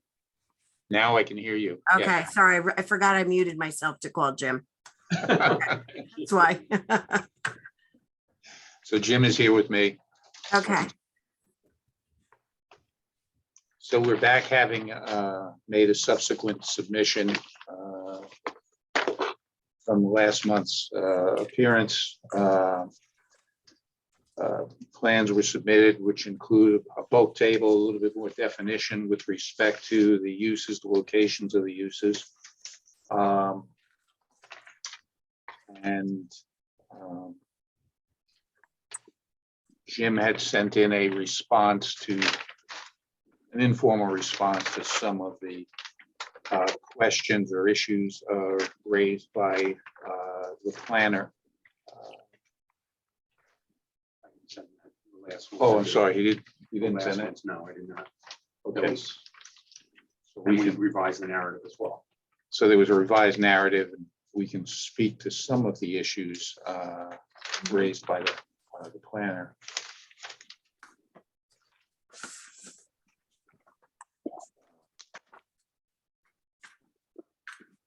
These are the most recent comments, that's February 2nd. Yes.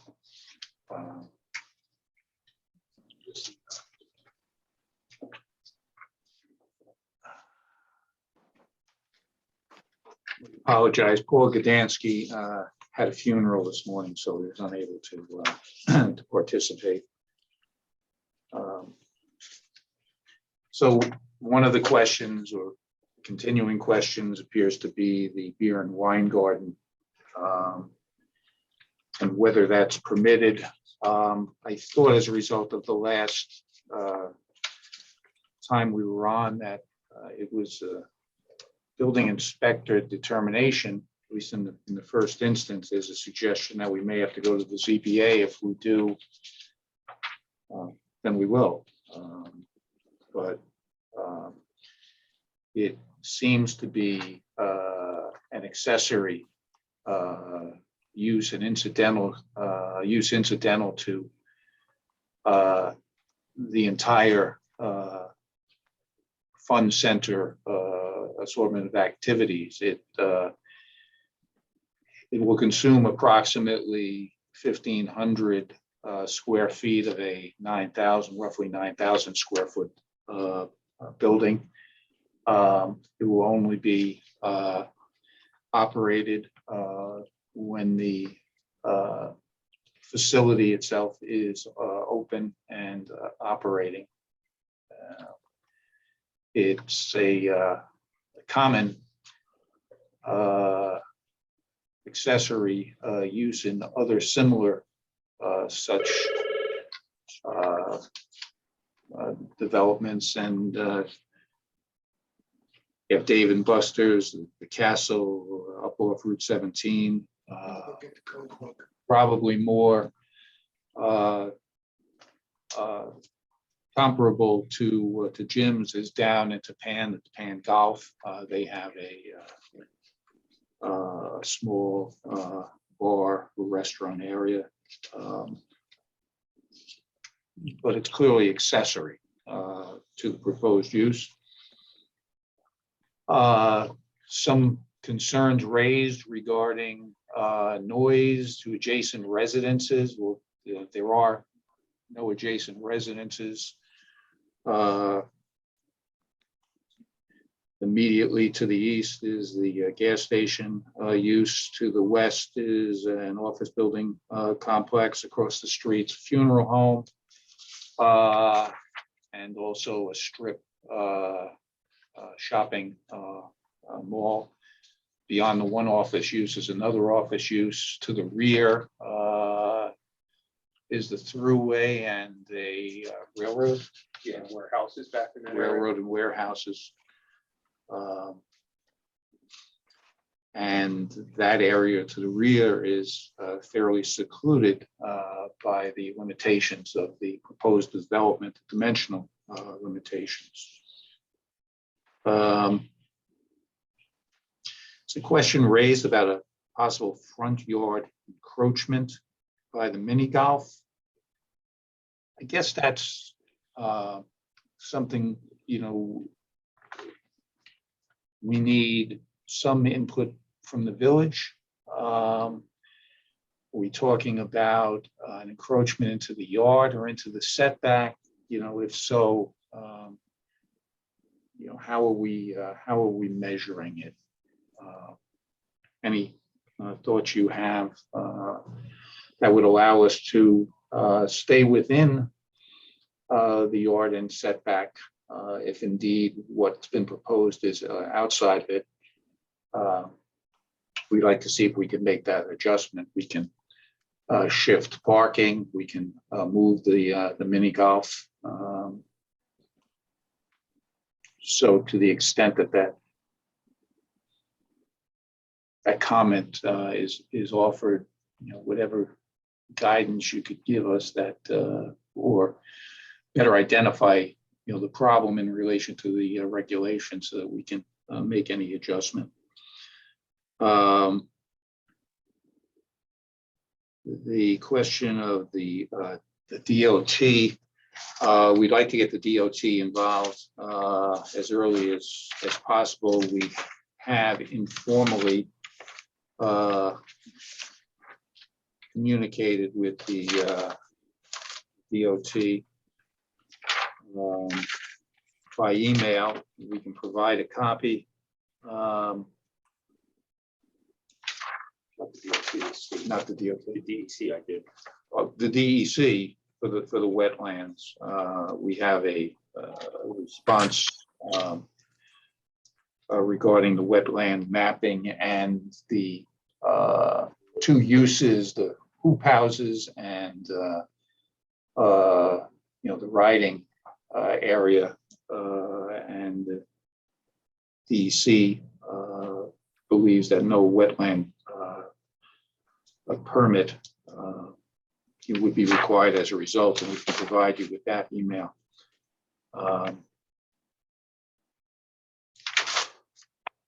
The Tolman Fire Department comments, our engineer has looked at those and does not believe there'll be an issue with regards to the identified apparatus and the training and the turning radiuses, radii, and certainly whatever fire hydrant sprinkler systems are required will be installed. You have anything from DOT? I've spoken formally to supervise, written down on that. Supervising engineer John DeGraw. So getting back to the DOT, Jim has had conversations with the supervising engineer.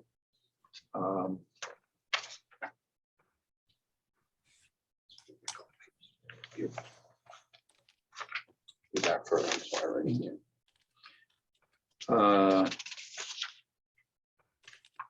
Who foresees no problem from the existing concept plan.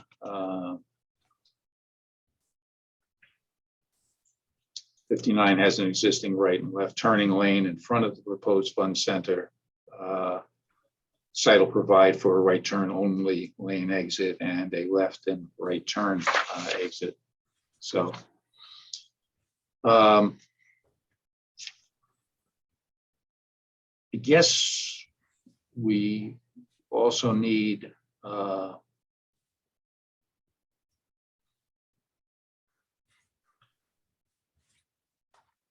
some guidance from the village on the nature and extent of the traffic study that we understand there'll be some traffic analysis that will be required.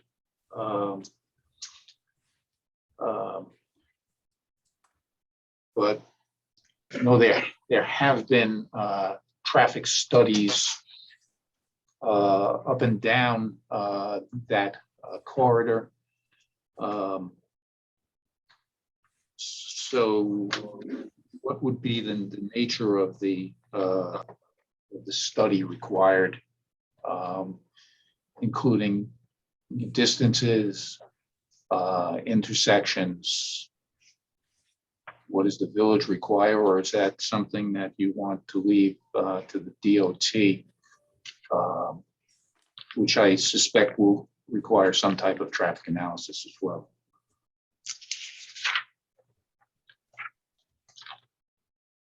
That's where we are.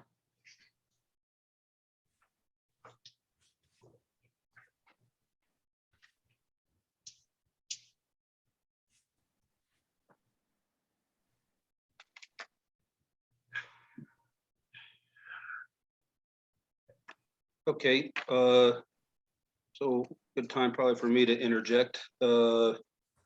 The first question, your comment, the wetlands documentation from the DEC, we need to get a copy of that. Okay. And I don't know if those are email comments that you've had with the DOT or what, but I'd like to get copies of those so we can see at least where the dialogue has started.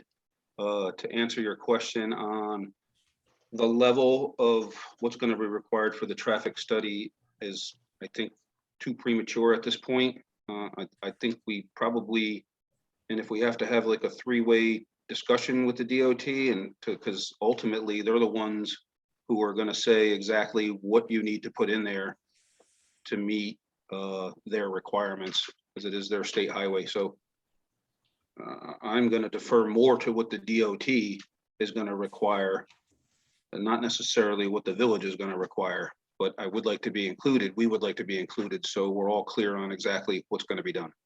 Understood. And we also have a traffic engineer for planning board that will review it afterwards too. Okay. Who is that? Osmond Barry in Long Island from, I think it's Voorhees. So we should include him as well. Yes. When we have our whatever it would be, a Zoom meeting maybe with the DOT or some sort of, to really, you know, send them conceptual plans so they at least can see what we're proposing. Okay.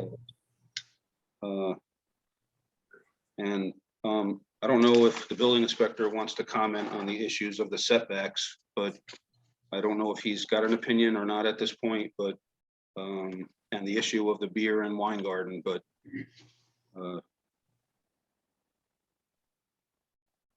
I do have issues on both of those.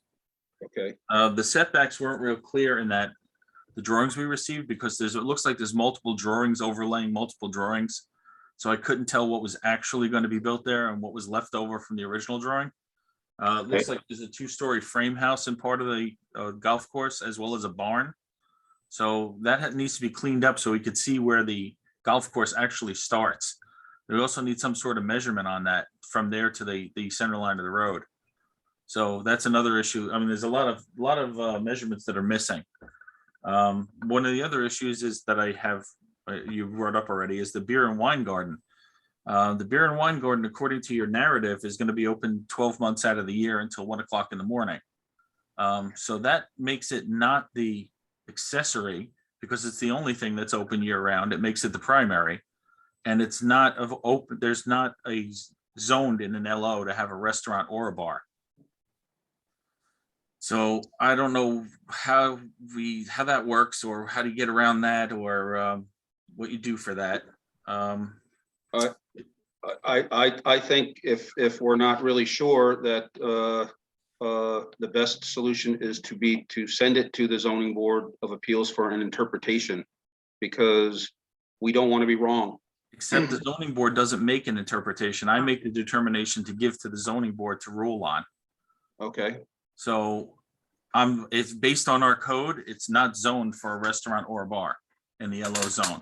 It's also not zoned for indoor entertainment. It's zoned for outdoor entertainment, but not an arcade. So movie theaters, arcades, things that are indoor entertainment are not zoned in that area. Okay.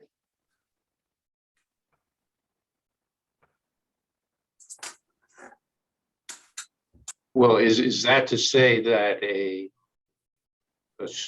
structure which is part of a larger outdoor recreation area, you can't have that aspect of a larger development?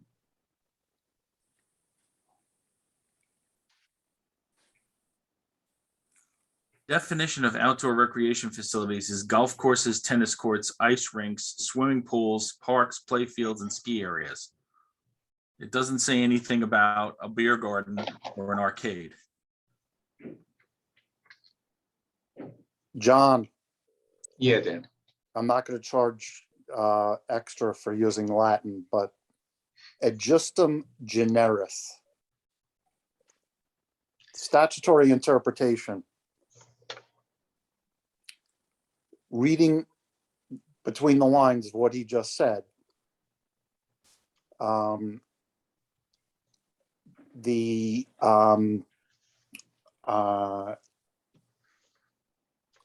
way that you would have to read that is that what follows what is defined does not conflict with what's written in the first instance. So it's clearly outdoor, not indoor. I don't know how else you can interpret it. Well, let me just, based on what Lou said, let's take a, ski area. There are structures on ski areas. And those structures include a variety of accessory uses, which everyone to which I've been, and I don't ski, but I've been, has a lounge area where those who may accompany the users of the facility, congregate, wait, they drink and eat.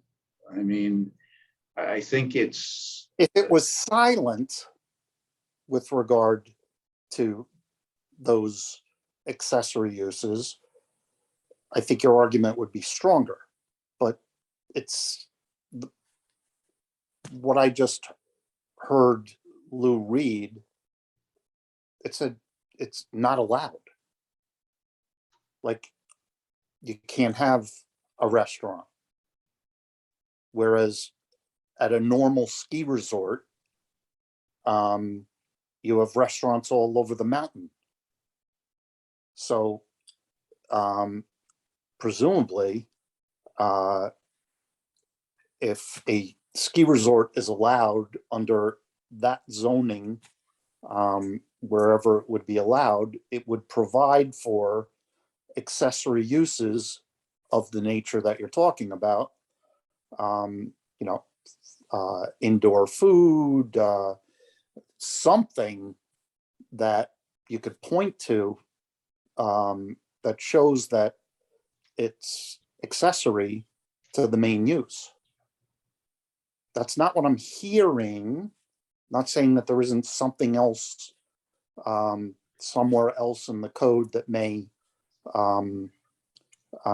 trump the wording that I just heard, but just based on the wording that I just heard,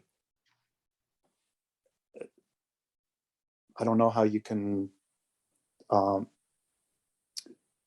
make that argument that it's accessory if it's not allowed.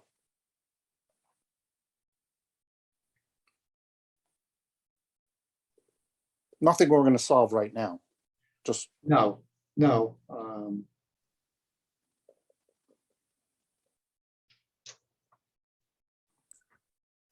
The other, while I'm causing problems, the other issue that's the other issue that's a bit of a hang up is the horses.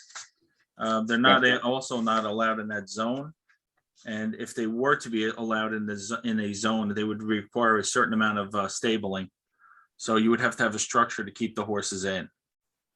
So that's in the codes for R45, R40, R50, R35, and R25 for stabling of horses. So, but as I don't see them listed in anywhere in the LO zone as stabling or riding academies or anything like that.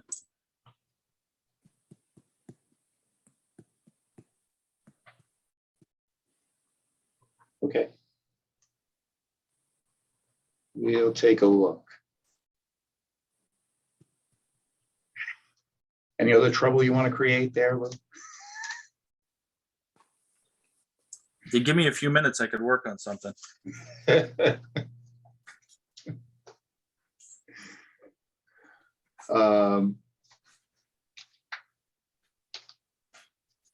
Okay. Dimension, I know he said it's not clear, but what would be the dimension? Well, Is it the 15-foot, Lou? well, the dimension is what is set forth in the code. That's why I want to ask him what it is, what his interpretation is of it for the mini golf.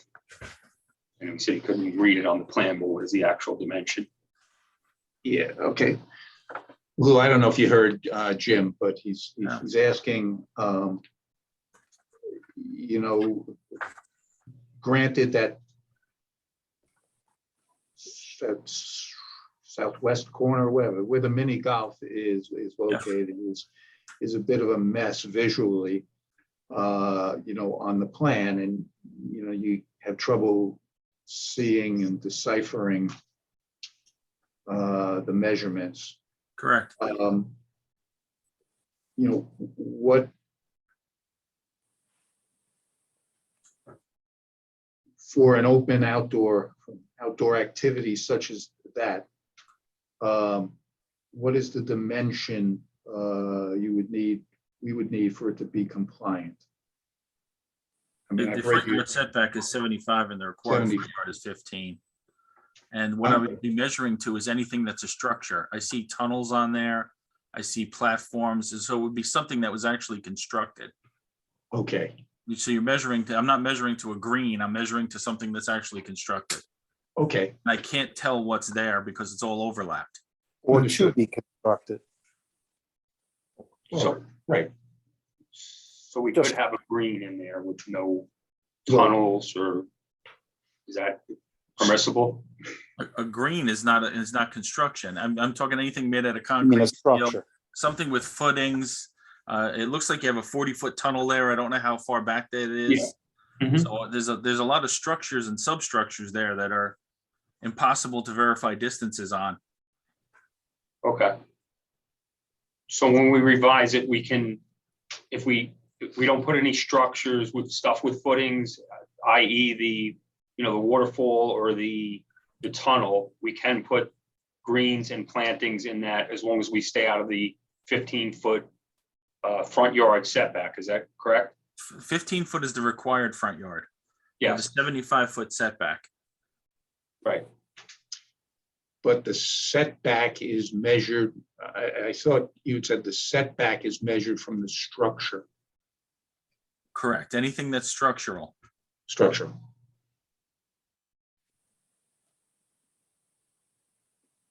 Okay, Is it ever measured from the property line? you know, Dan, I'll tell you how I always distinguish the yard and the setback. And I don't even know if it's correct. Oh, don't tell me that. I was hoping I was learning from Obi-Wan Kenobi something new. Okay. Well, let me get my sword out here. Yeah.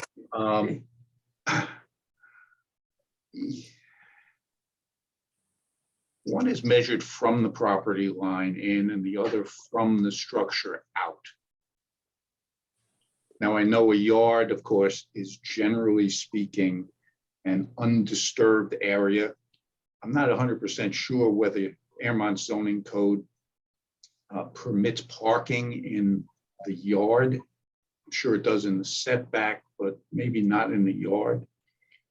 But I've always viewed when you say is it ever measured from the property line to me is always implicated. It's just a question of you going in or you going out.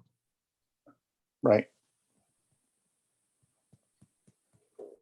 But I'm not sure reading your definition that I can say that with any measure of assurance.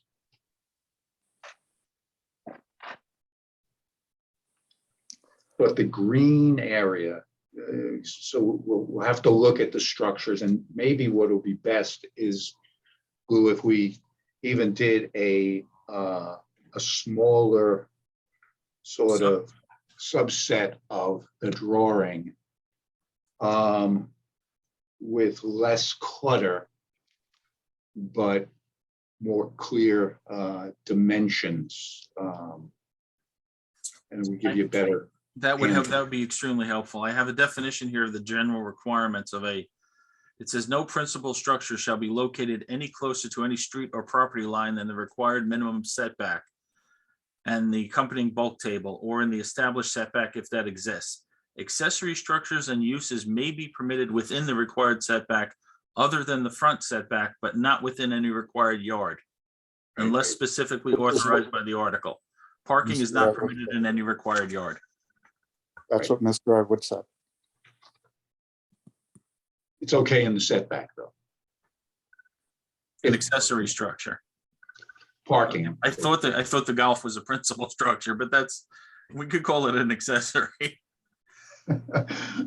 Well, there are structures on the proposed. Right. There's a building. There's a couple buildings on there. Yeah, okay. Lou, what structure, what section is that, please? 210-33. Thank you.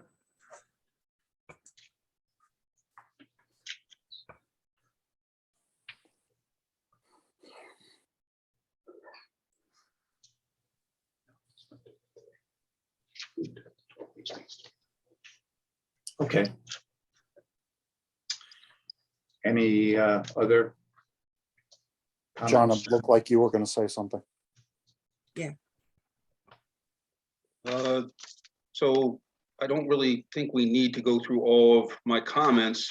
Well, I can, but it sounds like we're not really sure what's actually permitted use here and what's not a permitted use. And I don't know if the applicant wants to go back and take a look at it and submit a new plan or a revised plan or how they want to proceed, but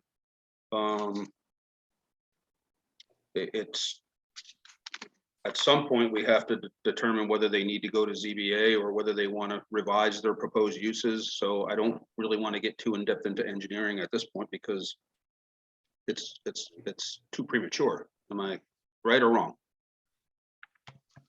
No, a lot of your engineering, comments are, yes, they're going to, we don't have an issue preparing them. It's a question of, when in the process we do that. We're still, I guess,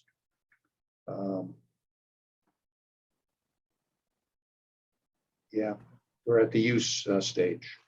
Yes.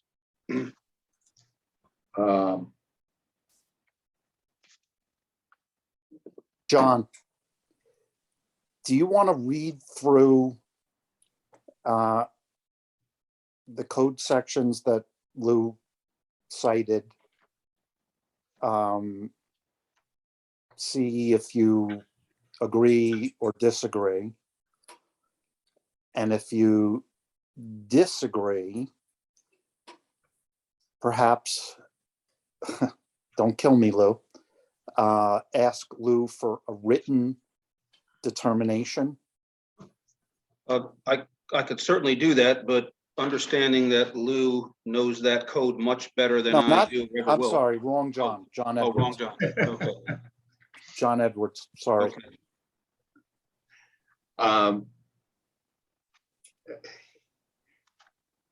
Yeah, I mean, listen, we have to, I think, Jim is engineer planner with some input by me. Will have to look at the overall site, the uses on the site, and decide, what changes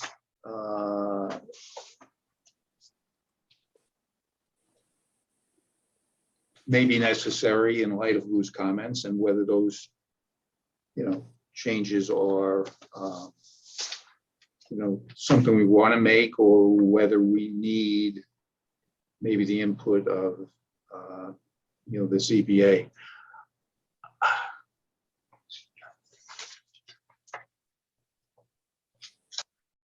Yeah. Yeah.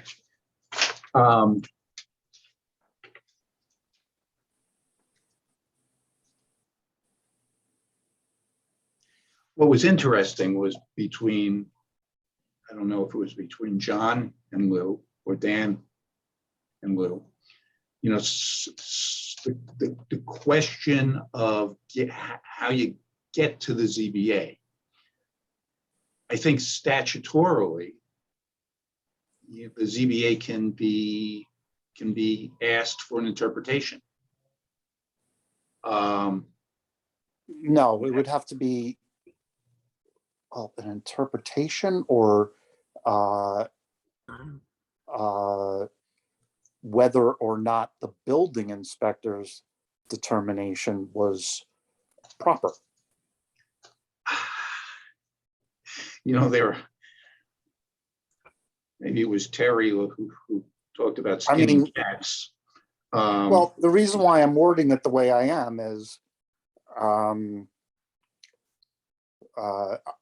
I've always been under the impression that the in a municipality, the building inspector makes determinations, is the only one vested with the authority to make determinations with regard to the zoning code.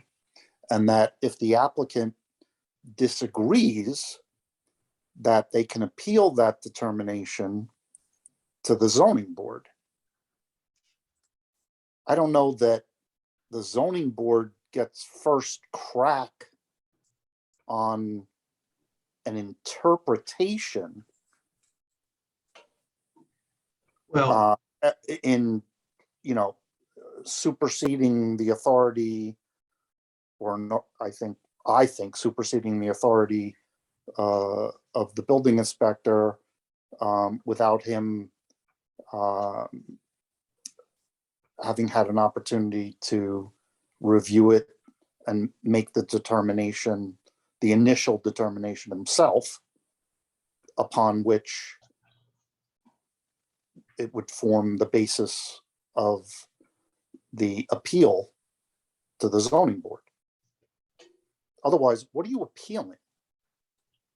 Well,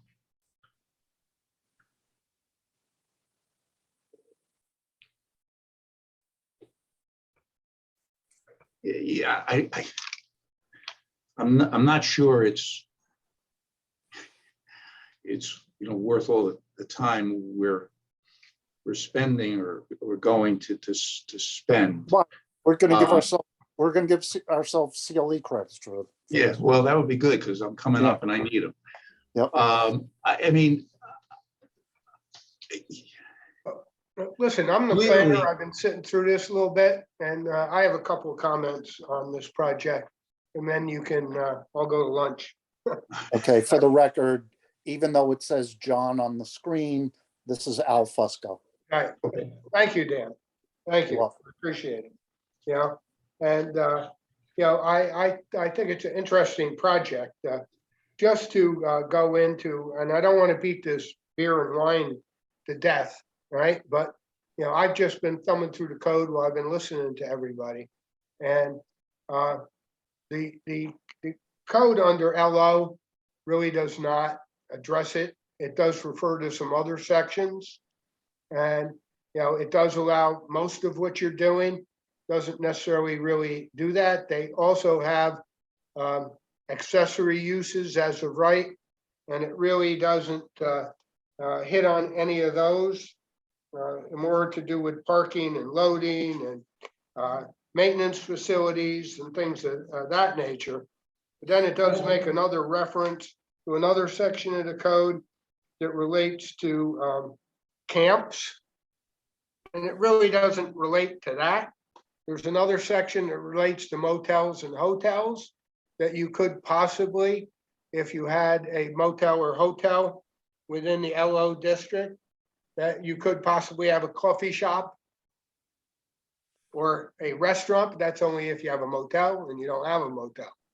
So there's a lot of questions there on that you need to address and, to come up with answers. And like I said, I'm not trying to give you answers or make issues, but I think definitely the building inspector brought up issues.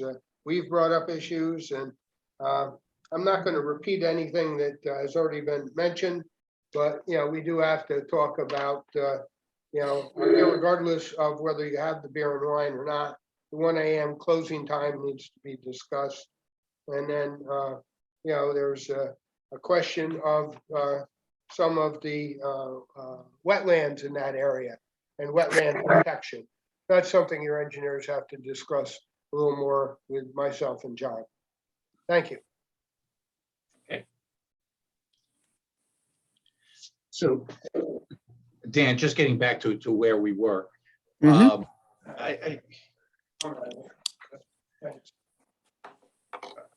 Without pulling the statute, I mean, I think one of the functions of the zoning board is to interpret the zone code.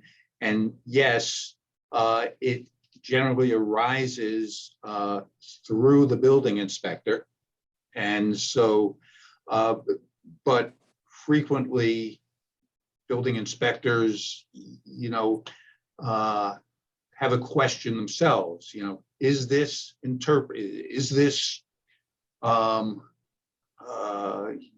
permitted? Is this not permitted? I don't know that the vehicle to the zoning board has to be through a denial. I think the building inspector can also ask for an interpretation, or an interpretation in the context of an application. However it's done, whether Lou thinks it is clearly not permitted or it might be permitted, whether we have to ask and he has to say, it's not, so that we can get to the zoning board. There's a road there. And so if we have to put. Right, but if you read the code. Yeah. And you're honest with yourself, and you come to the conclusion, you know what? Lou's right. What? You're going to go to the zoning board anyway? If even you agree with this interpretation? Well, I'd have to look at the issue. No, I'm saying that's why I. No. What I'm saying is, let's take the dimensional, issues. We could agree with them, and we could ask for a variance. Oh, yeah, right? of course. Or, I'm not going there on a use variance. That's just, yeah, practical determination. But yes, no, listen. But I could come to the conclusion that, I'm not certain something is permitted or not permitted. And Lou might share the uncertainty or feel strongly that something is not permitted. I'm not looking to waste, the time and my clients, money going to a zoning board, but here, this is the second meeting we've been to, and it has been raised that it perhaps requires the input interpretation of the zoning board. So, I'm not reading comments that say it's plainly not permitted. It's a question of interpretation for the zoning board. So when in the process do we do that? And how do we do that? We can spend, another $20,000 redoing plans and putting contours on and, addressing preliminarily or whatever drainage and other features where there is still uncertainty as to the usage. So do we, I'm not asking, I'm not filling out, I don't think, building permit application so that Lou can turn it down and then tell me why. Is there a means by which we go to the zoning board through the building inspector through a denial, or jointly with the building inspector for an interpretation, or the building inspector seeks the interpretation from the zoning board? Because any official can go to the zoning board. So I'm not trying to be difficult. I'm trying to just move the process and understand, how we do that. I mean, we can write Lou a letter, and he can say formally something is not permitted. Is that how we should go? And if so, we'll probably have to talk offline, off meeting, about the nature of the use or whatever, so that we can identify the feature or features that you feel are not permitted, as opposed to the entirety. So what we need to do we need to sit down maybe with Lou and say, these are the issues we hear, the use issues that we hear, how do we advance the process? Is that what you're suggesting, Dan? Or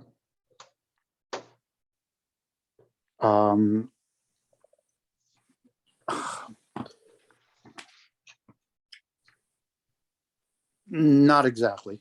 Or at least, let me try to word it better. Lou has given his verbal interpretation and has determined verbally that certain of the features that you'd like to have on the site are not permissible under our zoning code. can you stop there? Yes. Is that true, Lou? Or is it may not be permissible? Or No, they're not permissible. They're not listed in any permitted by right or special use permits. okay, and so that I have, can you tell me what they are? The special use permits are permitted by right. Which ones aren't? What They would be the bar restaurant, which is the beer garden that serves food. Okay. The arcade. Okay. And the horses. Okay. Okay. I don't know about the axe throwing. Can that be done outside? Yeah, it could be. All right. Well, why don't we just, your conclusion regarding the arcade is that it is an indoor recreation feature. Correct. As an arcade, movie theater, anything that's indoor entertainment is not listed as being permitted in that zone.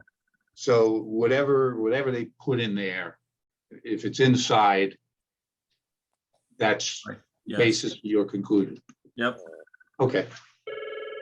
It's permitted in other zones. It's permitted in LO. It's permitted in, let's see, we got it in PO, we got it in the Village Central. It's permitted in other areas, but not laboratory office. Okay. Okay. So, is there anything else we should know?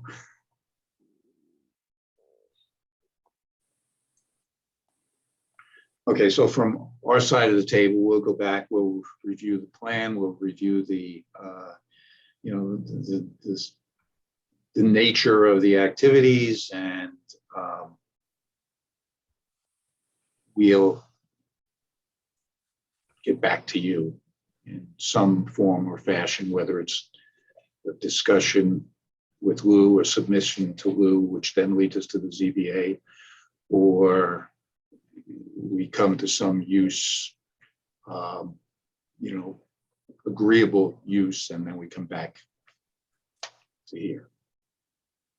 I just have a question with the table 10 with the LO. What is a commercial? Okay. Yeah. Right. Okay. Thank you very much. So, John, Yeah. 210-158 of the code, powers and duties of the zoning board of appeals. Yeah.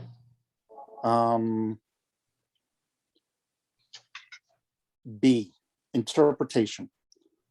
On an appeal from any order, requirement, decision, or determination made by an administrative official or by the zoning board or by the building inspector, or upon referral of the planning board to decide any of the following questions.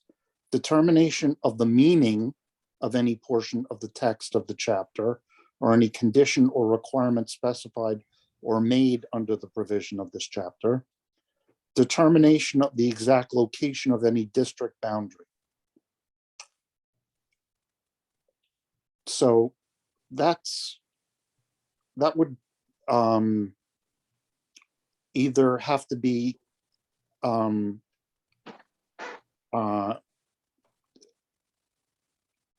from a written order or appeal, or referral of the planning board, but it says determination of the meaning of any portion of the text of this chapter. Right, that's pretty broad. Okay, but I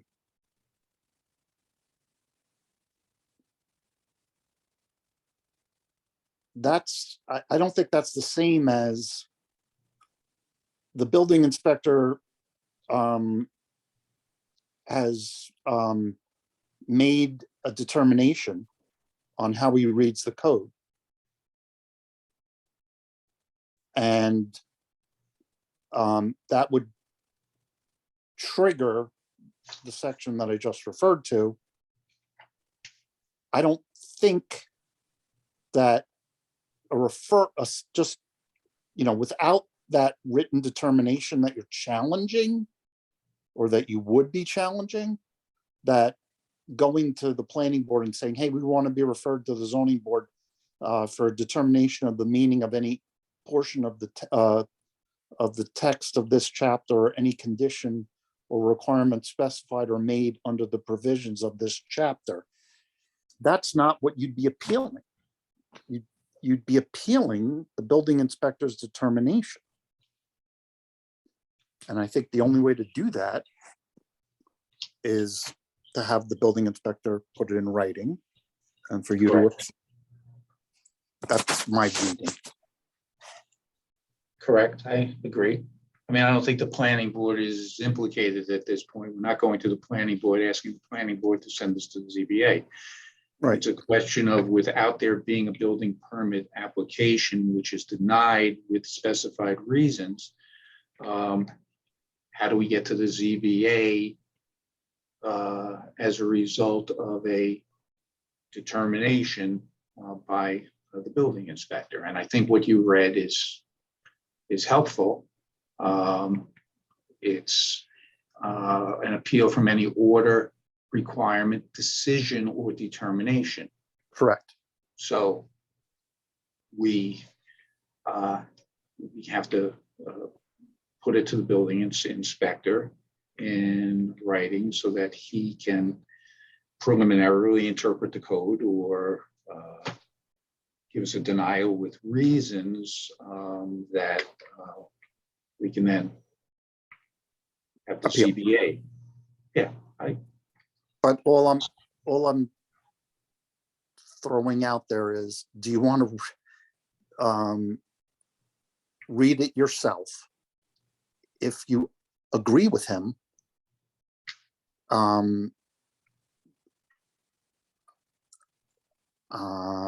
does it even pay to go to the ZBA?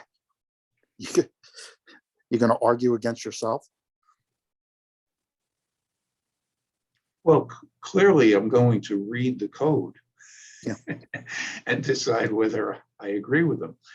I mean, for example, there's, on your, your bulk table refers to outdoor recreation facilities. I don't interpret that. Now, much the same as I think John's may have said, who knows the building code, who knows the zoning code, far better than I at this stage. But again, in my mind, I go back to the fact that there are principal outdoor recreation activities that that have indoor components. I mean, they just do. You know, and are those indoor components, you know, not permitted, or are they accessory, though they're not specified? You know, are permitted as, you know, an accessory use. So, you know,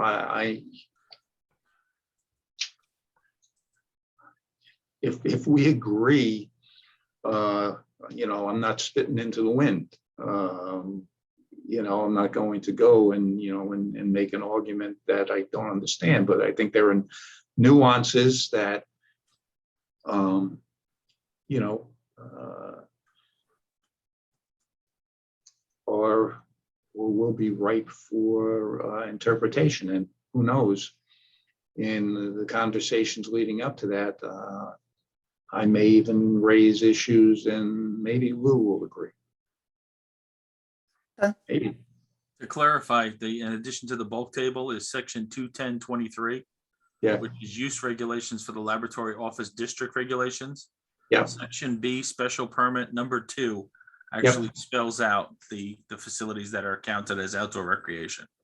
No. Okay. I understand it. I'm not, but in those two lines, it doesn't address all of the features or components or accessory aspects of a permitted development. That would be my view. But And then there are others that will say that which is not permitted or prohibited. or vice versa. Right. Okay, we've taken enough of your time. We'll get back to you. Thank you very much. Very good. Thank you, guys. Thank you, Stan. Okay, Take care. so that's everyone for today. That's a wrap. Yes. a wrap. Thank you, everyone. Have a good Thank you. afternoon. Take Take care. care. Great day. You too. Bye.